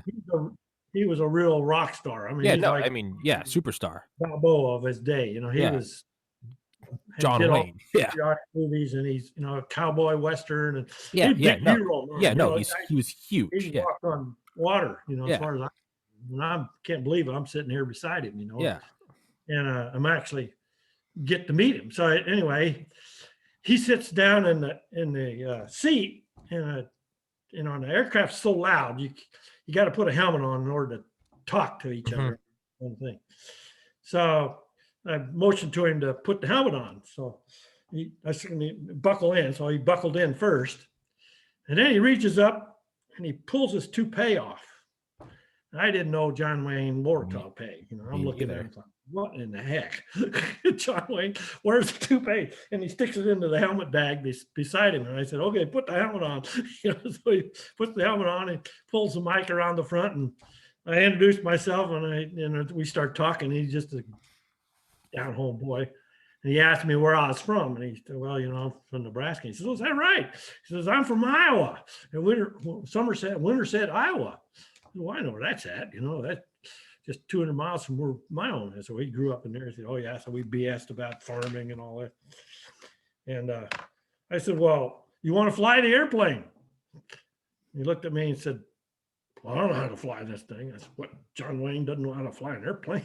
You know, he's made all these World War II movies. Yeah. He flies airplanes all the time, movies. You know? So, you know, I told him, you know, the one in your left hand makes you go up and down. On the right hand, you'd go forward and back and left and right and all that. So he played around for a little bit, and we were doing that. And my door gunner in the back says, hey, he says, you want to fly? You want to come back here and shoot the machine gun? Yeah. Holy shit. Or as we're flying over to Bammy to it, there was a free fire zone. There's the mountain range there that we always, every time we flew through it, we let the door gunner shoot. So one, they get some practice shooting the gun to make sure the guns work that day. So they usually fire off 30, 40 rounds and just call it a day. So he takes off his helmet, the co-pilot jumps back in, he goes back and gets on the that, and we're in motion. I said, okay, he's clear to fire. So I'm waiting, and we're flying through this thing, and we got about another 10, 15 seconds, and we're going to be out of the free fire zone. And I said to the door gunner, I said, what's going on back there? He says, well, you ain't going to believe this, sir, but John Wayne doesn't know how to shoot a machine gun. What? Man, where's the toupee? Doesn't know how to fly an airplane. He doesn't know how to shoot a machine gun. So by the time you're landing, you don't like John Wayne ananymore. John Wayne's like, he's not 6'6". He's like a foot and a half. Yeah, I know. So that was kind of our day. We got into Bammy to it, and he got out and he went into the operations tent there while we refueled and stuff. And he came back out, and I said, well, what do you want to do? We had a mic cord on. And I said, what are we supposed to do here? And he says, well, he gave us the name of these fire bases around here. He says, I want to go out and meet these troops out here. So I said, oh, great. So we fly out there. He said, don't tell them I'm coming, because I don't want anybody to know I'm on the, you know, if the enemy's out there, they'll bomb the place while I'm there. Yeah, fuck yeah, kill John Wayne. Yeah, that's a propaganda coup. I'm in there. And sure enough, we'd fly into places that we normally resupply out along the Cambodian border. And we'd just drop him off, and then we'd take off and go fly around for 15, 20 minutes. He'd get out. He'd just walk right up to these soldiers and introduce themselves, you know, and shake their hands. And it's like, oh, you know, good job. Thank you for being here. Thank you for your service, et cetera, et cetera. All day long. Never had a camera with him. That's cool. He was there for the soldiers. He didn't want there for the story. Yeah, that's cool. And have a report done for him. Yeah. He got his character back. He was 6'6". I was about to say, I feel, yeah, he's 6'6" now, right? Yeah, it's a great situation. And it was just a fun day to be with him the whole day. And of course, the other guys, the baseball players, of course, I didn't know who any of them were, but they were the same way. They were there for the GI and do that. Where a lot of times the USO show we usually organized, and they'd come over and and they do a show. So they were entertainers, but John Wayne, what could he do? Draw a gun and shoot. Yeah. And he was there just to meet the guys and say, hey, hello, and thank you for doing morale boost, I guess. morale boost. Yeah. Well, that's cool. I guess he earned his respect back, right? No kidding. Yeah. He on the way back. He went back up. He went from 6'6" to Combat Ernie back to 6'6", right? There you go. There you go. Now, see, Combat Ernie was probably the co-pilot sitting in the seat that day. Combat Ernie was like, "Hey, do you want to go?" Combat Ernie was probably Combat Ernie gets jealous, right? Because you're like, hey, John Wayne, do you want to fly a plane? And the door gunner's like, hey, do you want to shoot the door gun? Combat Ernie's probably like, hey, you want to go kill some Viet Cong? And they're like, Ernie, let's go. Ernie, press the brakes. Hey, do you want to go set off some claymores? Like, Ernie, you're not allowed to meet John. Yeah, headline news: John Wayne killed by quote Combat Ernie. Yeah, there you go. Yeah. Yeah, I never got to fly a whole lot of VIP missions. If I did, they were press a lot of times, but I got to fly Miss Korea and a bunch of the runner-ups. Oh yeah. And the area that we were in was a lot of Korean soldiers. So they were there. So we took them around one day. That's pretty cool. Yeah, I'd watched a couple of the floor shows. The floor shows would last maybe a half hour, 45 minutes. He'd come in, drop them, and they'd dance and sing and play, bands and songs and stuff. So I watched the first one and then flew them to the next place and got out and shut down the aircraft, and they're doing the same show over again. They just did the same thing. Well, after about watching them 3 times, I screw that. I'll go back to the aircraft and get some sleep. Mm-hmm. Well, I'm laying there sound asleep. I feel somebody shaking my arm. I thought, it's time to get up. And here's one of the girls, and Korean girls, didn't speak a word of English, right? And she's looking at me and looking at me and checking me out. And she starts singing, "Beautiful, beautiful brown eyes." And I got blue eyes. She was trying to impress me with her. The beautiful brown eyes. The beautiful brown eyes. Oh, beauty. Yeah. We love you long time. Then the last one I flew was just before I came home. It had been, I don't know, Christmas was 68 or 69 or 70. I don't know which one it was, but we flew up to Fenring and picked up Bob Hope and Ann Margaret and a bunch of the floor show, and we flew them up to another big Air Force base, and they did a show up there.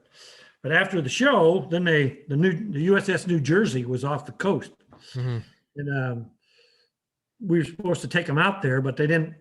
Said only bring a small. Altogether, there was probably about 40 of them in the band and the singers and entertainers and stuff. So we loaded up Ann Margaret and Bob Hope and a couple of the other entertainers, and Ann Margaret's husband was with her. I wouldn't send her over there if I didn't go with her anyway either. Yeah. She was my wife. Yeah. Jesus. You know Ann Margaret is, right? She's pretty hot. I don't know what the equivalent would be today, but Julia Roberts or somebody, real young movie star at the time. Very beautiful, great singer. She did Bye Bye Birdie, the movie. If you've seen that movie, that's an old movie too. You young kids, you don't know any of this stuff. Dude, I haven't seen any Bye Bye movies. Birdie, what's that? I haven't seen any movies in my generation, man. People my age will say, Tommy, have you seen this? And I still, at 30 years old, I've never seen a Star Wars movie, a Star Trek movie. Well, you haven't? No, dude, I live under a rock. I don't consume. I don't know. I think I'm too 80.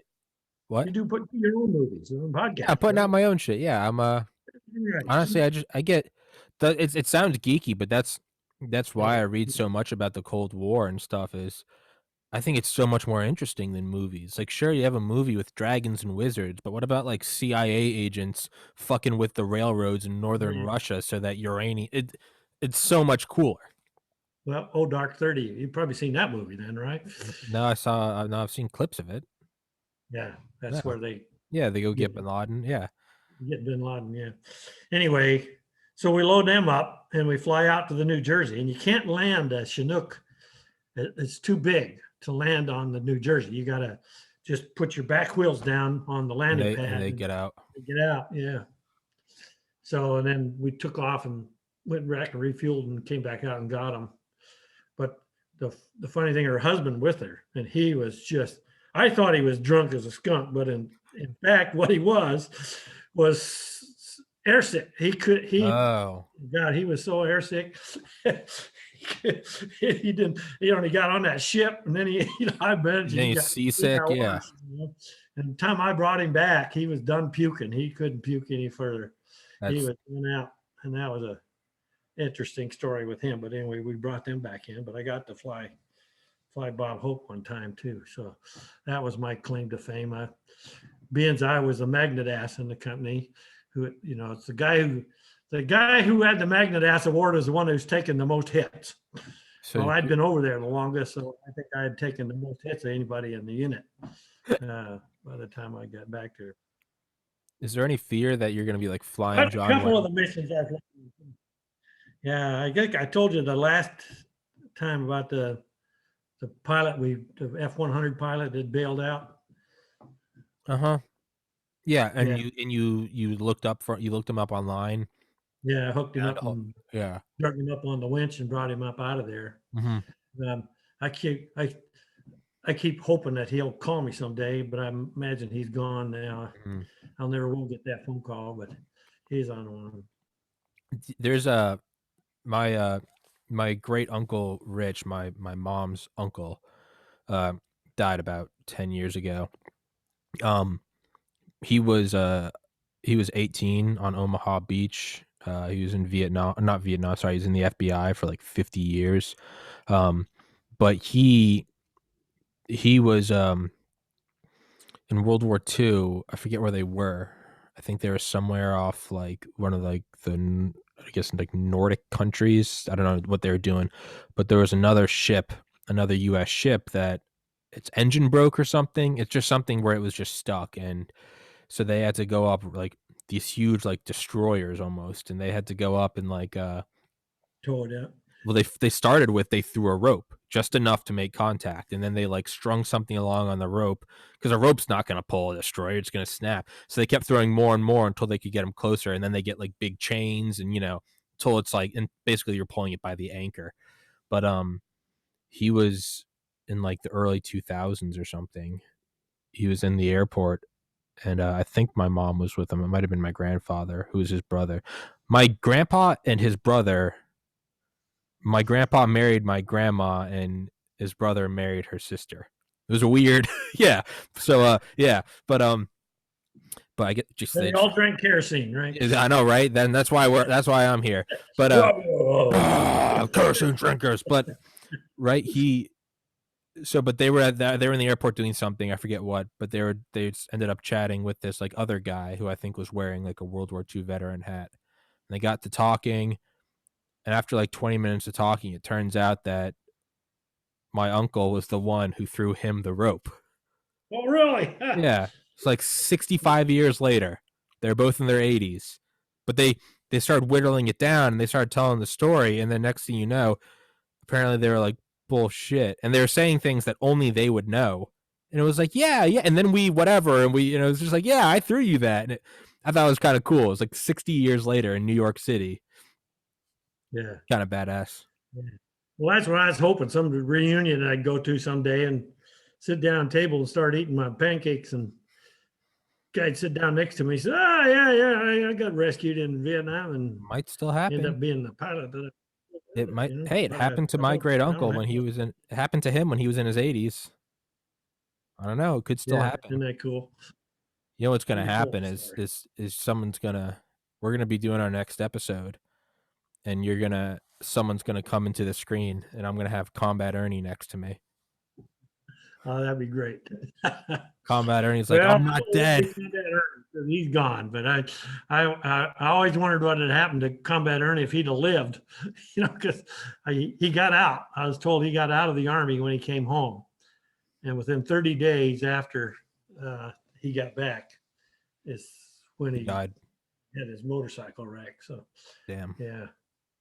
Poor guy. Yeah.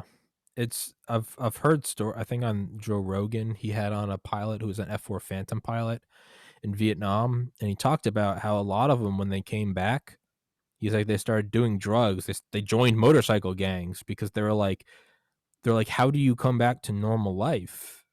Because they're like, we would be flying these F4 Phantoms. He's like, we turned the adrenaline up to 11 every day. He's like, we flew so low that he's like, there would be there would be like stains and streaks from where they were hitting leaves. Yeah. And he's like, you come back, and a lot of the guys, and it's unfortunate, but they would turn to, I mean, methamphetamine, heroin, because it was like nothing compared. What are they go to a 9 to 5 after that? Now, right? Yeah. Yeah. I mean, I kind of see that. Like, what do? You know, it's either you're cursed with PTSD or you come back and you're like, nothing, you know, it's like life is, Flying something else, you know. yeah, it's, you come back and it's like life is black and white now. And you just came back from like a color movie. Yeah, yeah, yeah. Too many of them end up killing themselves doing that too. You know, Mm-hmm. what a Yeah. waste.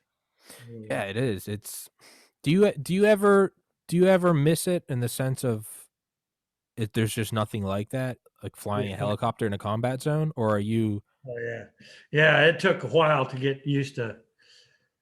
I mean, you just have to slow down.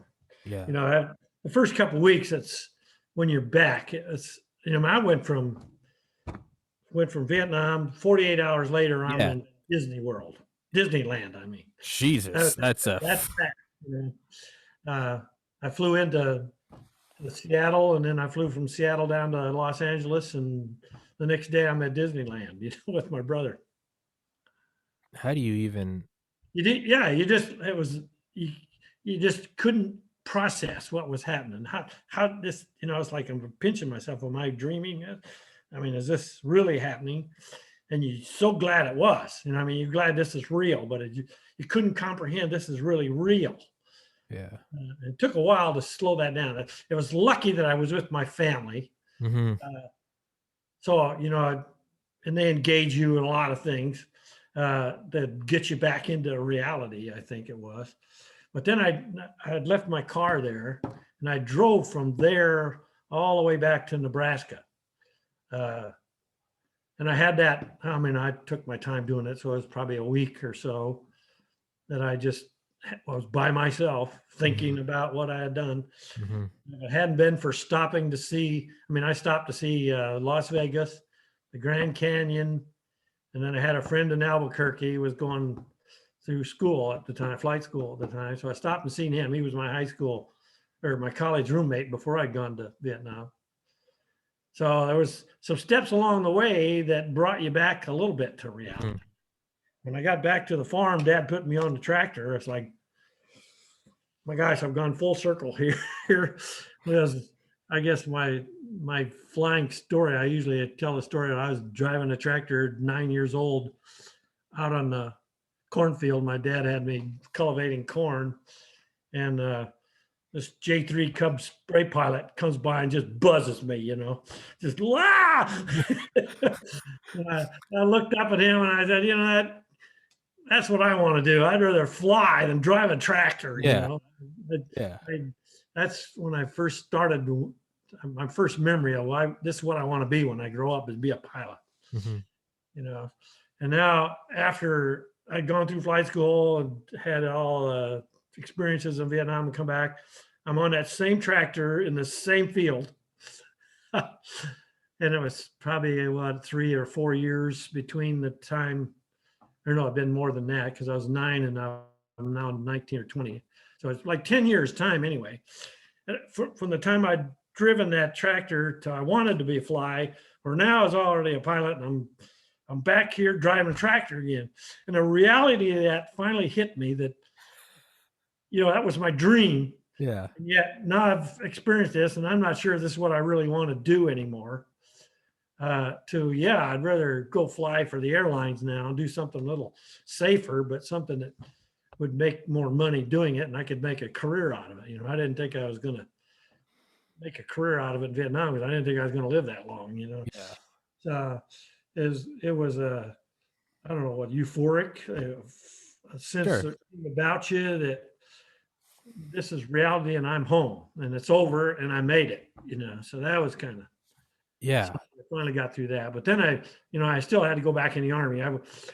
I'd accepted a direct commission over in Vietnam, so I wasn't a warrant officer anymore. I was a lieutenant.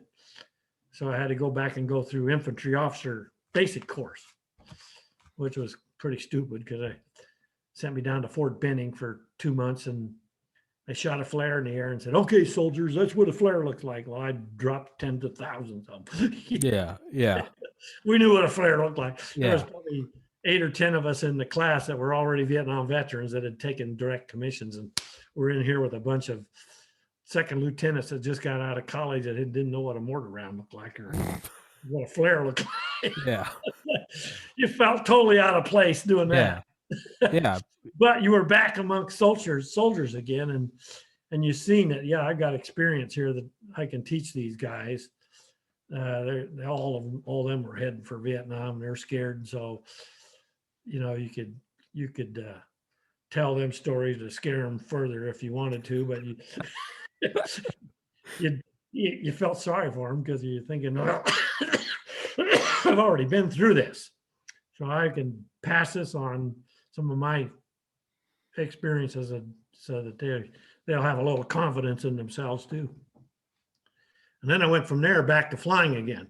And I was, I flew for another 20. I flew 21 years, so I flew another 12, 14 years before I ended up flying desk from that point on. I'd gotten too much rank, and I was getting too old by then. I was over 40, so not too many pilots around unless you're a senior warrant officer flying at that age anymore. So that was my career, and that was like, go back to your question though. Do you have any regrets or whatever? No, I never had any regrets of anything I'd done, except that I wish I'd have stayed a warrant officer probably and just flew all my life. That would have been a lot better. But I had a lot of great experiences as a regular officer too. And I did get to fly for 21 years. So I was a major by the time I was in doing my last flight. But it was a lot of good times. Did a lot of different things, experiences. Like I said, ended up having a pretty good career doing other things as well. So I can't complain. That's insane. I mean, yeah. I mean, were you ever tempted to do something like, I don't know, like helicopters that go like, they put out forest fires and stuff. Is there any sort of like, were you ever interested in that? Yeah, I was. And a lot of the Vietnam helicopter pilots, that's what they did. There weren't a whole lot of commercial jobs. I mean, you got to realize there was probably 20,000 helicopter pilots looking for jobs at the time. Yeah. And there was probably 200 of them available. Yeah. Yeah. Well, my chances of getting it were slim to none almost. And if I stayed in the Army, I had a career ahead of me. And I had my goal set to get my 20 in and retire that. I ended up staying 30, but I'm living on a retirement pretty good from the Army now, where I'd have never had that if I'd have got out and got flying in the Forest Ranger or something, one of those jobs out there.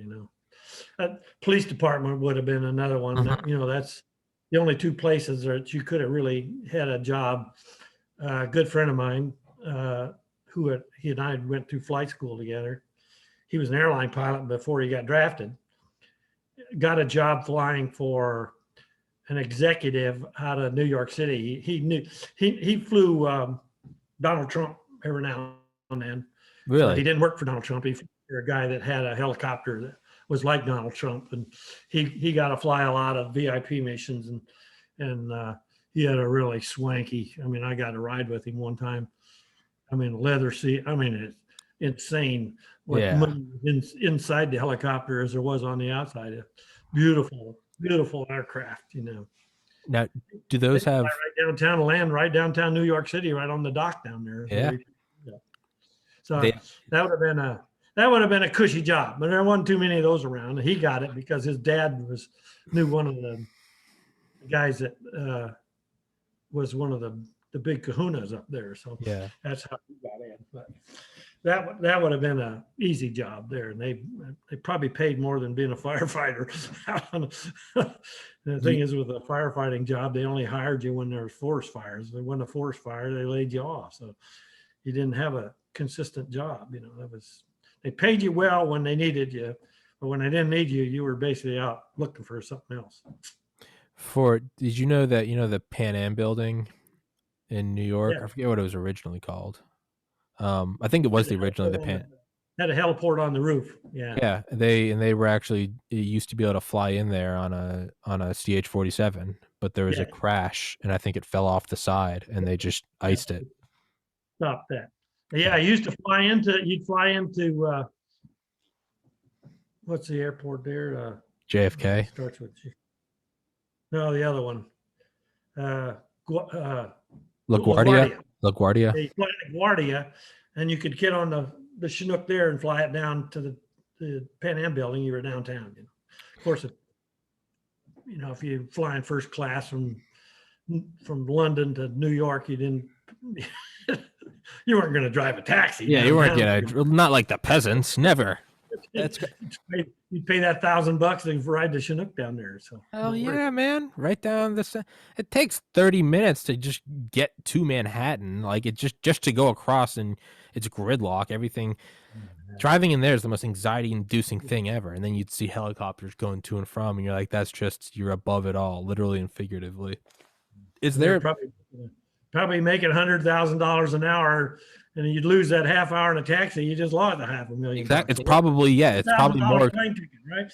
Yeah, it's probably more cost effective. Yeah, you're right. They're probably saving money by. That's insane. Sure. That's there's a comedian, Brian Reagan, who talks about like this is like 20 years old, but he's like first class. He's like, they let them board first.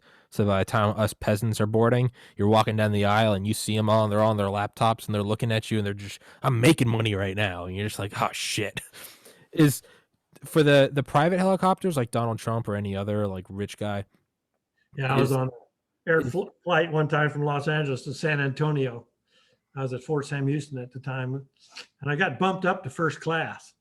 I had a lot of frequent flyer miles, so I had like 3 million miles. And the guy was sat down beside me. He picks up the telephone that's in the aircraft, and the whole time he's just chattering back and forth the whole trip for 2 hours, whatever, 3 hours between Los Angeles and San Francisco. And we landed, and I was taxiing in. And I said, "What do you do for a living?" He said, "I'm a stockbroker." And he said, "I said, well." I said, "That's kind of expensive phone call, isn't it?" And he says, "Oh hell," he says, "I made a couple $1 million while I was riding this aircraft. The company paid for the phone, Fuck. That kind of lifestyle, I had no clue what that was about. Yeah, and I'm sitting there making my $64 an hour. Yeah, he's racking up a couple million while I'm just doing that. Different realm, right? It's just a different stratification of wealth. Again, I don't know shit about cars, but I do know, like, very simply, right? You can go like flashy, like Lamborghini, Ferrari, or you can go like Rolls Royce, Bentley, and those are less. I mean, sure, they perform well, but it's less about what your 0 to 60, and it's more about it feels like you're riding on silk. With these expensive helicopters, did any of these like billionaires or whoever was the actual ride different? Were they made in a way that just you rode it and you're like, oh, this is a smooth ride? As someone that knows helicopters.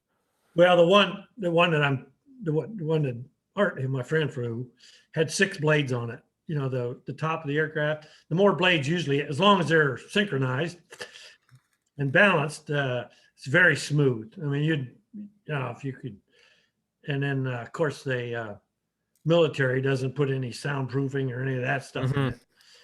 Where these commercial helicopters are all soundproofed and they're just leather seats and the whole works, and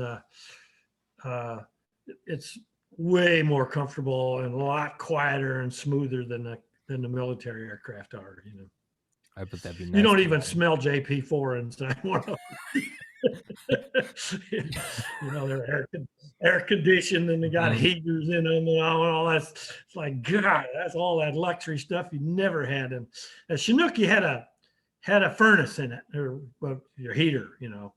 So you could fly them in Alaska or places like that in the cold. But I've never heard of any that had air conditioner on. You just flew up to altitude and tried to find some cool air. I guess that's simple enough. It's in you. Yeah, but you didn't. I don't. Well, the new ones now they've got soundproofing and stuff in them, but in a situation where we were in, you just took all that stuff out. It's all extra weight. Yeah, it's extra shit, extra cost. Extra weight and cost, and just stuff that could fly loose and get loose on you. Mm-hmm. So I never did fly a helicopter with any luxury on it. You know, I would have loved to have had a job like that. You know. Would you ever like to whip around one of those stealth Black Hawks, like the ones they used in the Bin Laden raid? No. I You got wouldn't- on board. You wouldn't like to? I went out to the Lincoln Airport here one time, and there was two of them just coming in to refuel. Blackhawks M models, which are not Blackhawks, the Chinooks that are M models, Mm-hmm. which 160th out of 160th SOAR, yeah. Yeah, they're the only ones that have them. You know, that's a special ops helicopter, and they have all kinds of crap in them. That I mean, I was surprised they let me go on board. The guys, you know, I told them who I was. I was out there to pick up another passenger when they taxied in. They come in and they're into the operations where I was at there to refile their flight plans and check the weather and stuff. And so I struck up a conversation with them. Said, hey, I used to fly one of those things, A model. So they befriended me right away and said, would you like to go see the inside? I said, darn right, you know, to go see the inside of one. So he walked me out there, and I got to go through it and see all the different stuff. Of course, the technology is so far advanced from what I had in them, but I just couldn't believe. You know, they got a big refueling probe on the front. They can refuel there. That's all the Chinooks that are built that do that. So they got to do a lot of things that I wouldn't have never got to do. Their radios were state of the art, of course, glass cockpit, GPS, all this gunnery and, you know, self-defense equipment on board with anti-flare devices. And I mean, it was amazing. Yeah. I would got to do that mission. You know, that would have been a lot of fun.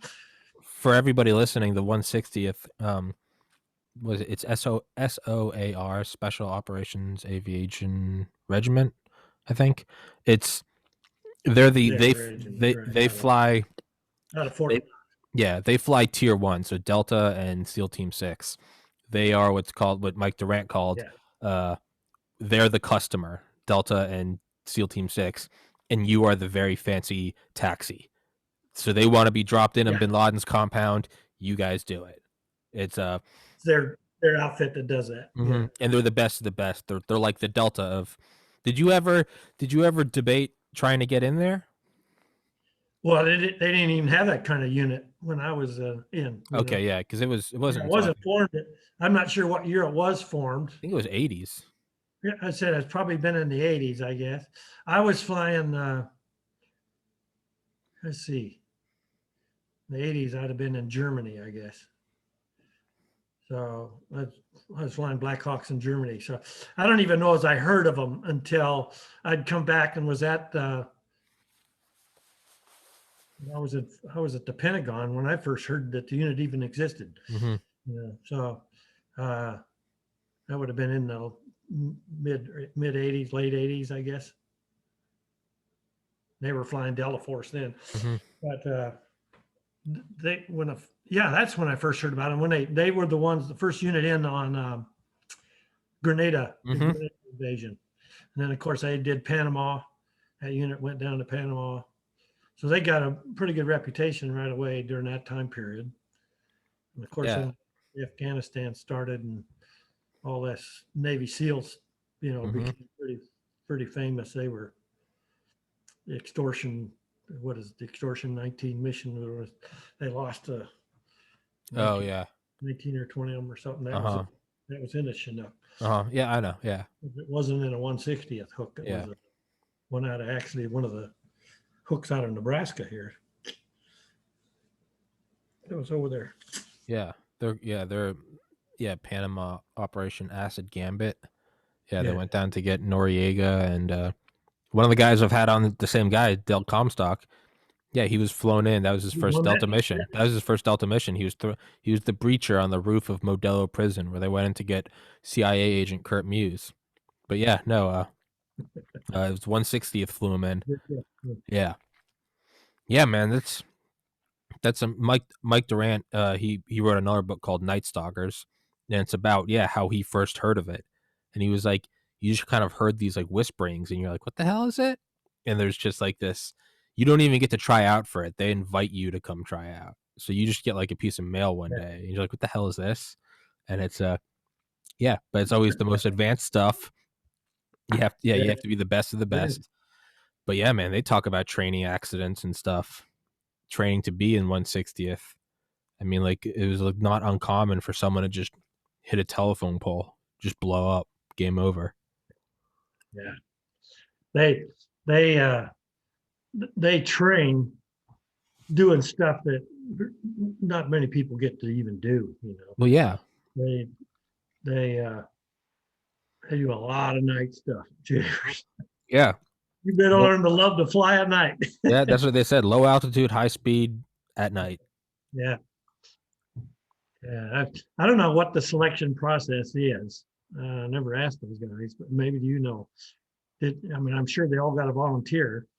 I don't think that they just randomly pick people to put them in that unit. No, they take the best ones, and then they have to come try out for it. Yeah, it's the most technically skilled pilots who can go do this hover, who can race in it and pop up, who can. Yeah. And who doesn't have a wife and kids?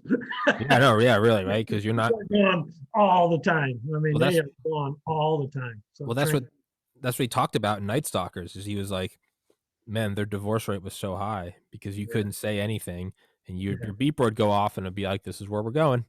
Yeah, way they go. Yeah. Yeah.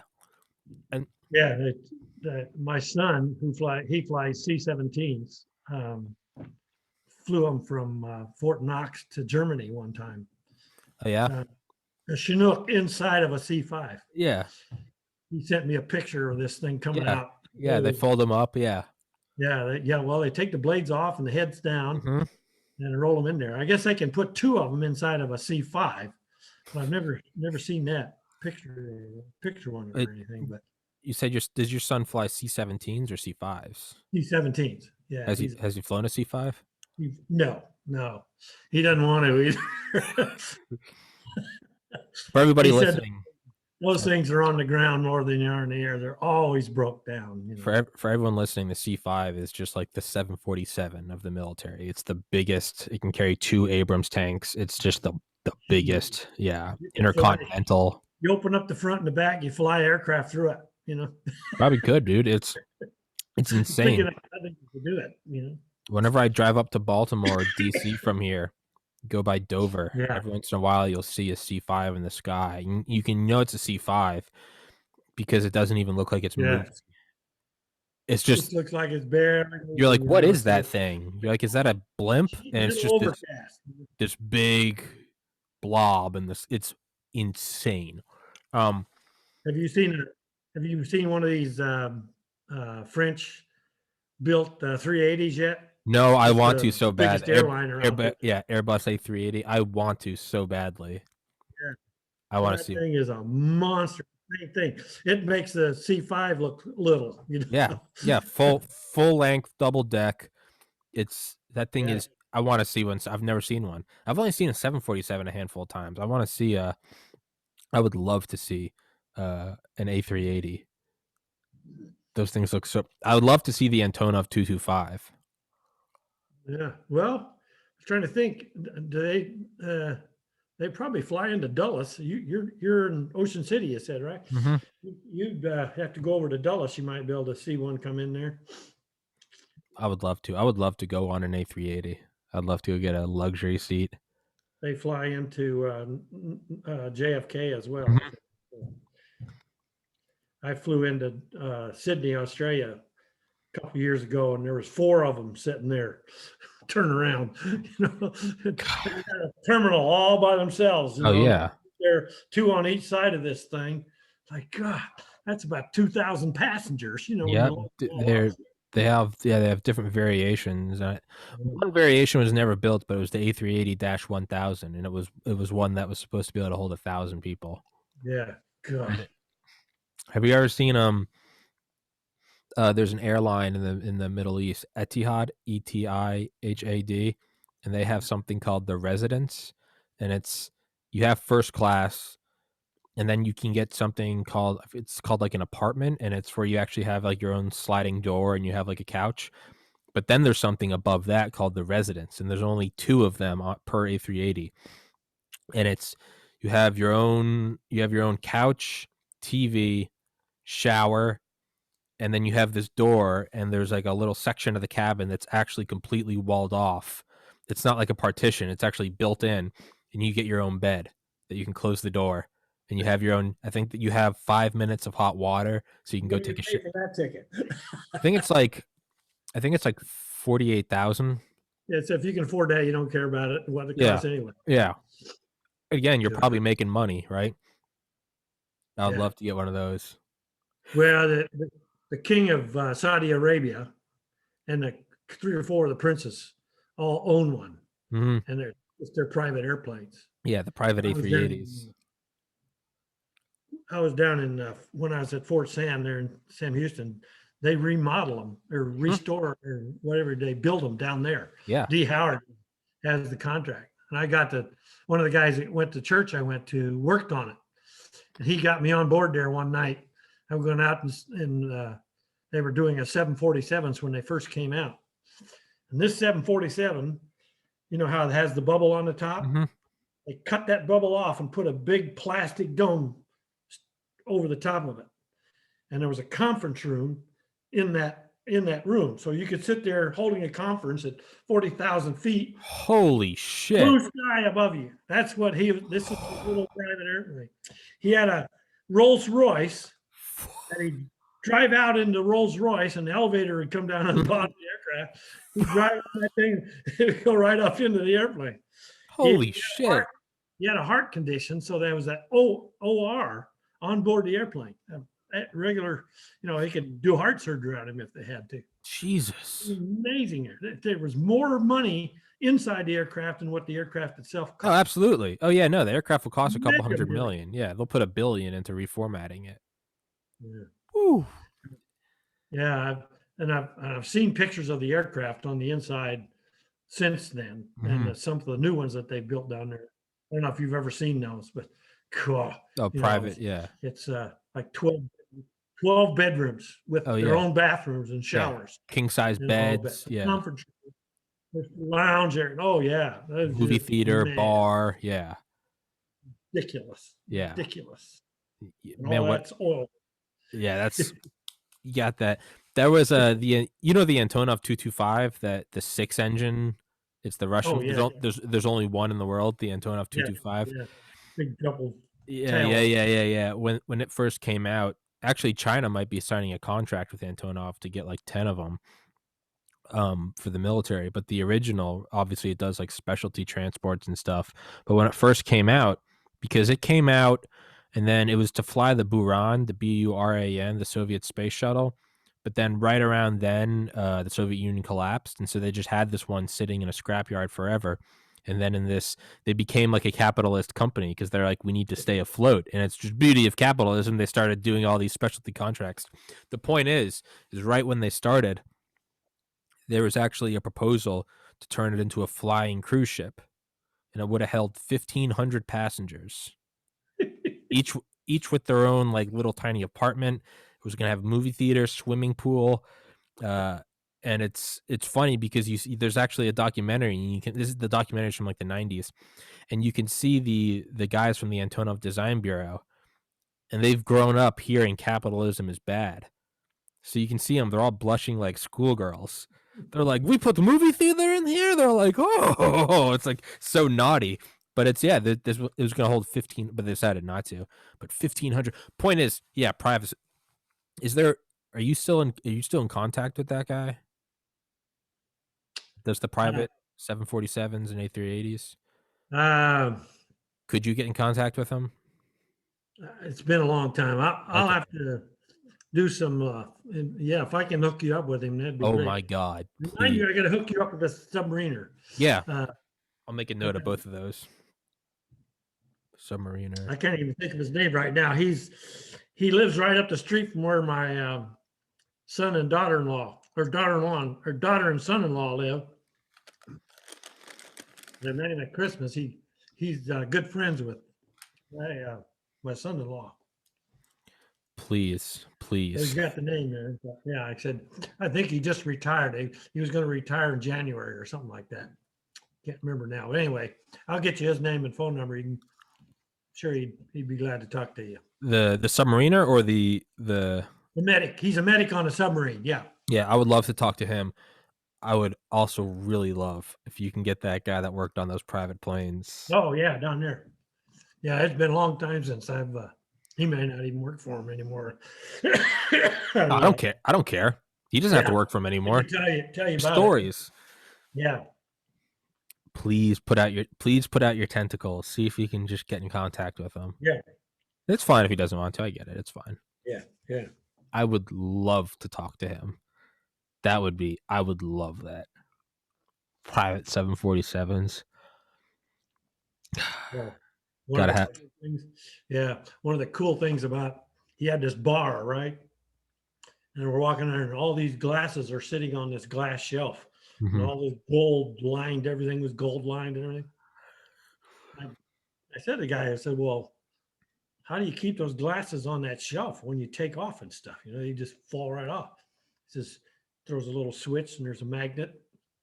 They're all magnetic underneath. Oh, electromagnet. Yeah. Oh, just turn it on. Fuck. I bet that switch is on the checklist too. What do you bet? I bet you. Can't have that glass falling around shattering on your billionaire clients. Imagine taking off and forgetting to throw that. All your glasses. You'll end up dead in a ditch. Can't have these billionaires looking like fools in front of their clients. Imagine the Air Force One. Of course, they have a kitchen to board and on that in the dining room, but I don't know what the situation is there. The Air Force feeds that, you know. Yeah. The Air Force One is. I don't think it's necessarily. I mean, I think it's pretty luxurious. I don't think it's luxurious in the sense of these private places. I think its attraction is they just put in so many defense measures, communications, encrypted communications, so it can act as a flying Pentagon. It can, it's got all the anti-air or missile defenses. Probably 2 bedrooms and that's it, you know. Yeah, no, the president's is his bedroom's I never knew this. His bedroom's at the nose of the plane. It's because that's the quietest spot. It's underneath, underneath the cup. Yeah, it's the quietest spot. Yeah. And I've never been up there, so I don't know. I know. I would love to. Well, you don't. Never flown first class in a 747. I've never been in a 747. I would love to. You haven't? No, and they're retiring most of them. I know. I think there's only a handful left. Yes, there's not too many left flying. Most of them are cargo planes now. Mm-hmm. You know? And they're retiring the A380s already. It just wasn't. It wasn't a successful business, Finn. I mean, it was, but it wasn't. I think COVID was the death knell. Yeah, it's a SST. You think they get those flying? Get some Conquered, yeah. You know, Boeing's got a beautiful drawing of one. Mm-hmm. They've never built one because they're just not efficient. You know. But you mean there's got to be some billion out there who would rather have a Concorde than a 747? Because if time is money, you're gonna want to be going Mach 2. Surprised Elon Musk doesn't own one of them. You know. I know, right? Because I mean, really, if time's money and you can go Mach 2 over the ocean, you know. Yeah, but see now you can do all your business while you're flying. You don't have to be over there. That's true anymore. So yeah. I imagine with Speaking of which. Isn't it? Is it today or tomorrow? What is today? 15th, 16th, 18th is when he's landing that one on Mars. No, that's not. That's NASA. That's NASA. Well, yeah, but it's his aircraft is doing it. He built that thing. Really? Yeah, I'm pretty sure. It's Yeah, the thing weighs Perseverance. 2 tons. It's a 2-ton robot. Yeah, it's a rover. Yeah, Perseverance. Rover. Yeah, yeah. I thought he built it. Maybe it's his rockets that are shooting it. Probably out of- his rockets, because the rovers are built by NASA JPL. I've had on the head of NASA JPL before, Huh. Rob Manning. I think it was episode 208 or 210. His last two didn't do so good. Yeah, you can't win with them all. Hey, Yeah. you're trying to hit a hole in one on a different planet. Oh yeah. Well, that one that he's sending up all these Satellites.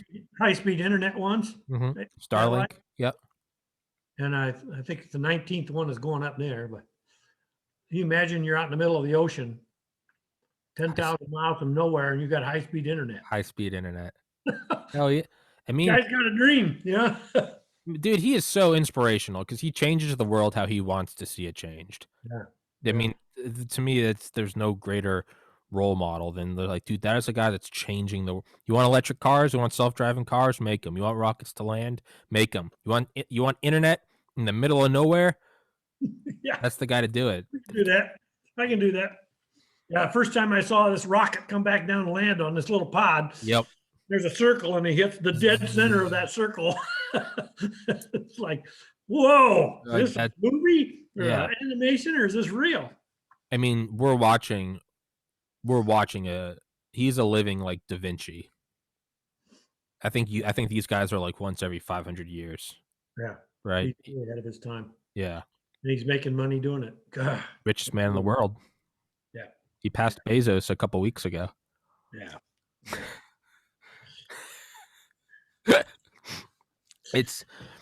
Do you think so? That book I told you about, Raven Rock by Garrett Graff, there's a chapter on 9/11, and he interviews a bunch of police officers from Sarasota, Florida, who were, because obviously Bush was told about the plane sitting the World Trade Center while he was reading that book in Florida, right, or that middle school, and they rushed them over to the airport. They get on. I didn't know this. They actually they checked everyone getting back on, even though they'd already been checked, because they were so freaked out. They took everyone's phones. No one's allowed to bring a phone on. It was, and the pilot, his last name's Tillman. He said he had all the engines going, but he just had the brakes on. Point is so there was a reporter on the plane who talked about, she thought they were like hit by a missile or something, because they said they took off, and she said we went vertical. Just I was stuck in my seat. And when I first heard that, I thought it was probably just an exaggeration, right? It's probably adrenaline, 9/11, what's going on? Well, there's also, Garrett Graff also, I had Garrett Graff on here as well, but he talks about interviewing the Sarasota police officers who were there, who, they like opened the gates, let them in, let the Secret Service, and then closed it. They said when they saw it take off, they thought something went wrong because it went vertical through the clouds, not at an angle, vertical, 90 degrees. Right up. Yeah. And one of the women on the plane, I guess there was someone else there, like a Secret Service member, who I guess there are some that are just always stationed on the plane. And he turned to her and said, as they were in their seats going up, said there are only 2 planes in the world that can do this, and they're both Air Force One. And I had always suspected that something like that had to have existed, but it would be highly classified. But apparently it does exist. It's only been used once, aside from in testing. It's only been used once, and it was on September 11th, 2001, taking off from Florida. It's a RATO or a RATO or JATO, jet assisted takeoff. Jet assisted takeoff. Yeah. Yep. Yeah. And then RATO is rockets, like C-130s will do that when they're taking off from like, So it's, for everybody listening, it's you can look up RATO, Blue Angels, the big whatever the big C-130 or the Blue Angels. The C-130 has a JATO. Yeah. What is it? It's Huey or Herbie. It has some nickname, but it's painted like the Blue Angels. Yeah, what is the name? Not Herbie. Fat Albert? Is that it? Yeah, Fat Albert. That's it. Yeah. Yeah,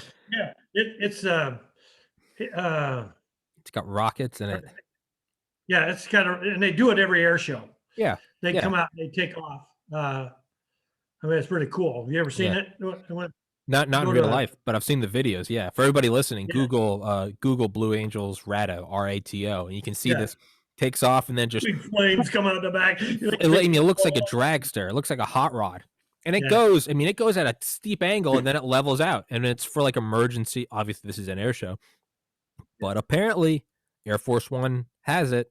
And it's the only mention of it I can ever find is in Raven Rock. I've never been able to find an article about it. It's obviously classified, but they thought that they were at imminent danger. So they just flipped it and they're like, well, you can be at 40,000 feet in like 2 minutes, which is insane.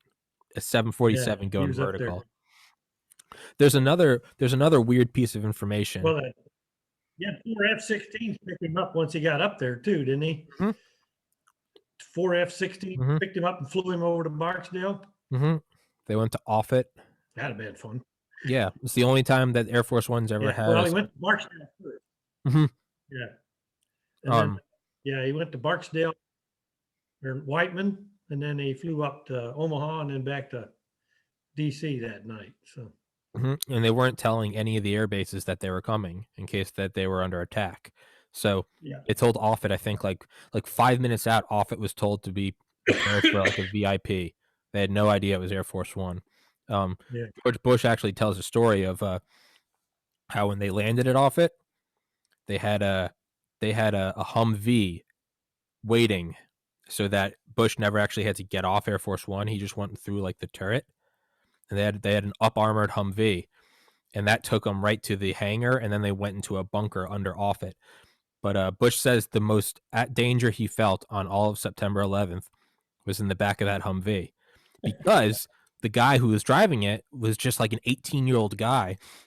And mind you, no one on Offutt knew that Air Force One was landing, let alone this kid. So he gets sent to go out there and pick up someone in an up armored Humvee in case there are snipers. He gets in and he turns around and he sees George Bush. He said the kid was having a panic attack. He was flooring it. And apparently one of the Secret Service members like put his hand on the kid's shoulder and was like, slow take a breath. down.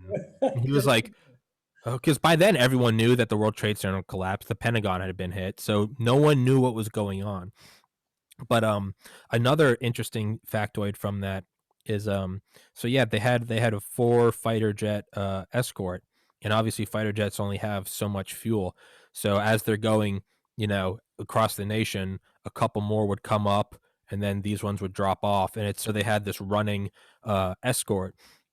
But there's I think it's like a New York Times article. It's from like 2005. You can find it online. The pilots apparently were radioing into Air Force One. The pilot, again, his name's Tillman. His last name's Tillman, and they were saying, "Can you slow down a little bit because we're on afterburners and we can't keep up?"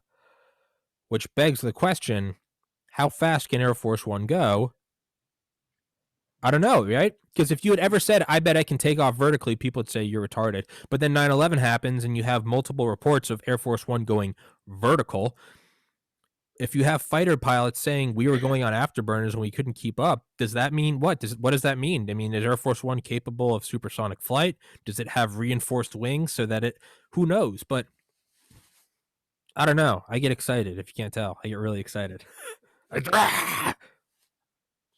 Yeah, well, I guess that would be, I wouldn't think an F-16, I mean, I wouldn't think a 747 could outrun an F-16 any day, But F-16 can do Mach plus, yeah, so, but you have to yeah. think you would also not. Yeah, I'm with you, but you would also not think a 747 can fly vertical. But if that happens, you Yeah. have to start wondering what the hell else is this thing capable of? Yeah. Well, there's no way it could fly Mach 1 No, because they would because of break up the wings. because of the wings. They'd have Yeah. to sweep back to do that. But Maybe it goes swept wing. Who knows? probably get up to 690 though, Yeah. You just 99%. I'm not you sure. get that condensation dome. It's right on the front. They keep it right there. It's just like right under the bang. I don't know, man. Yeah. You got to Yeah. think. What can it do? Surprised me too. They keep them all armed, and I guess all those bombs and the guns are ready to go. But I doubt that they load them very often with the real stuff, unless they're out on a range training that day, that those guys get a fire You know, that you'd think, well, down there in little old Macon, Georgia, they would have a 500-pound bombs they could load on a thing, but they must have. Yeah. It's we got to wrap this one up in like 5 minutes because I have another guy on after this. But another quote from George Bush is it wasn't until September 11th, 2001 that I realized just how many crop dusters are in America, because they told everyone to land, right? Well, a lot of these crop dusters, like, I mean, really just out in the middle of nowhere, theyese guys didn't have radios. They're flying at an altitude of 40 feet. They're just like, but apparently all the time, because the Air Force One was going over the country, they were like, bogey, and they'd find out. And next thing you know, a crop duster would land and some guys with suits would get out and they'd do a background check and it would just be like Bob Smith, like, you know, he's half in the bag flying his crop duster. Yeah, he doesn't have news. He's like, what the hell's going on? But apparently Air Force One all day, they were like, bogey, like, and they were like, oh, it's just this crop duster out in the middle of nowhere. Just everybody was grounded otherwise. Yeah, well, it's a lot like Independence Day, right? The drunk dad, the crop duster guy. Apparently, there were just a bunch of crop dusters. Did you ever see the video of you know how Flight Aware has every flight airplanes in the air? The time lapse. And this was at Smithsonian where I seen it, where they called them all off, you know, changed them, ground them, and then all those little dots, they just start to disappear and disappear. There's none. There's probably like 5 of them left, and then those are gone. Yeah, like, and then there's that would never happen, you know. Yeah, there are photos from there are photos in Canada of just 747s like tip to tip. Oh, because they're all just forced down. Yeah, that's crazy. Yeah, they've actually during this COVID, they've got, you know, all these planes were grounded too. They've got runways all over this country where the aircraft are parked at. And they're all out on the runways, all bumper to bumper, you know, wing to wing, nose to nose. Hundreds of them just parked out there. You think about how many millions of seconds those guys are losing not flying those airplanes. I mean, how much the whole world is losing. Yeah, I don't know I haven't heard, but what percentage of the airline industry has recovered yet? How many are flying versus how many they have? It's insane. I haven't flown. Have you flown since 9/11 or since COVID started, the restrictions? I've been out of my house like 5 times. I've left like this area. I went up for Christmas and Thanksgiving to New Jersey, but no, I haven't flown. Yeah, I haven't got out of here either. So I'm going to fly out to DC March probably the 1st or 2nd. I haven't bought the ticket yet, but we've got one of our flight engineers is dying of cancer. Oh. And he's got 3 to 6 months left. And I was talking to him on the phone. And I said, Roy, what's your last wish? I said, have you thought about that? What, you know? He said, well, I'd love to just sit behind a Chinook and run it up and shut it down again one more time as a flight engineer, you know? So I just kind of hung up the phone and got to thinking about that. So I called up a buddy of mine I know that's still flying them. And he says, well, I don't know, we'll give it a shot. Send me a letter. So I sent him a letter and he sent it up the chain of command, and it got up to the general of 1st Aviation Command there in Fort Knox. And it stopped there, you know, so I didn't think nothing came back down. So he called me up one night and said, hey, he says, do you know any generals that can send him a letter? So guys I knew that are retired generals, one of the guys down in Oklahoma sent him I wrote the letter, general signed it, sent it up there, you know, said, hey, this guy's dying. He's got a last wish. And this is the best public relations, blah, blah, blah. Yeah. Story you could ever possibly get, you know. Here's an old Vietnam. Yeah, he's dying, man. All he wants to do put him in the fucking helicopter, an aircraft, you know. Get that shit going. Make it happen, doggone it. Well, sure enough, weeks later, it's happening, man. All I got to do is Roy's got to live that long, you know. He might have to. Come on, Roy. Wheelchair or something. I said, you ain't dying till we get this mission done. You have permission to die, Roy. Anyway, I'm going to fly out there, I think, you know. And I told Roy, he said, well, if I'm going to be in the back, I said, I want you in the front so we could relive the old day. I said, well, I probably can make that happen. I said, I'll have to read it. All I got to do is read the checklist. You're Yeah. the one that's Hell got to yeah. do all the work. Oh yeah. I'll sit in the cockpit and read the checklist, and we'll crank up a Chinook and shut it back down again for good old Roy, so he can do that. Hell yeah. That's I didn't think about doing it myself. I was just making it happen for him, and then we got to talk about this, and well, I think now we've got about 15 guys that are old alumni in the unit that are going to drive down there and jump on the Chinook and crawl over it, and get to see some of our old stuff, see what the new ones are. So that's beautiful. Be a fun weekend. That's beautiful. Yeah. How stupid would you have to be to not take that PR stunt? Yeah. Yeah. Wow. Well, the thing is, there's probably a lot of guys got a dying wish like that. Sure. Yeah. No way they could do it, but this is going to happen, my guy. So that's pretty cool. I mean, Jesus, why don't they just put one? Officially, it's a recruiting mission. They're going to land. Yeah. A high school football field, which is like a mile from his house, and they're going to do the recruiting. And then this guy just going to happen to show up and they'll be there when they crank up to get ready to leave. So Yeah. it'll work. That's beautiful. It'll be fun. Neat That's story. beautiful. Roy does not have permission to die. No, we might rename him Combat Ernie by the time it's over with, but it will make it happen. Combat Ernie just happened to show up. Combat Let Ernie. me start this thing. They're like, everybody's like, oh fuck. Try to light the fire. Let's go. Everybody's like, Ernie, don't do it. Ernie is like, we're going to Quezon. It's like, Ernie, the war's over. Yeah. All right. Well, you got to run, huh? Yeah, I got to run. I got another guy in 20 minutes. John, thank you so much for coming on, man. It's always a pleasure. I think you're like mine. Do I what? Got to do another.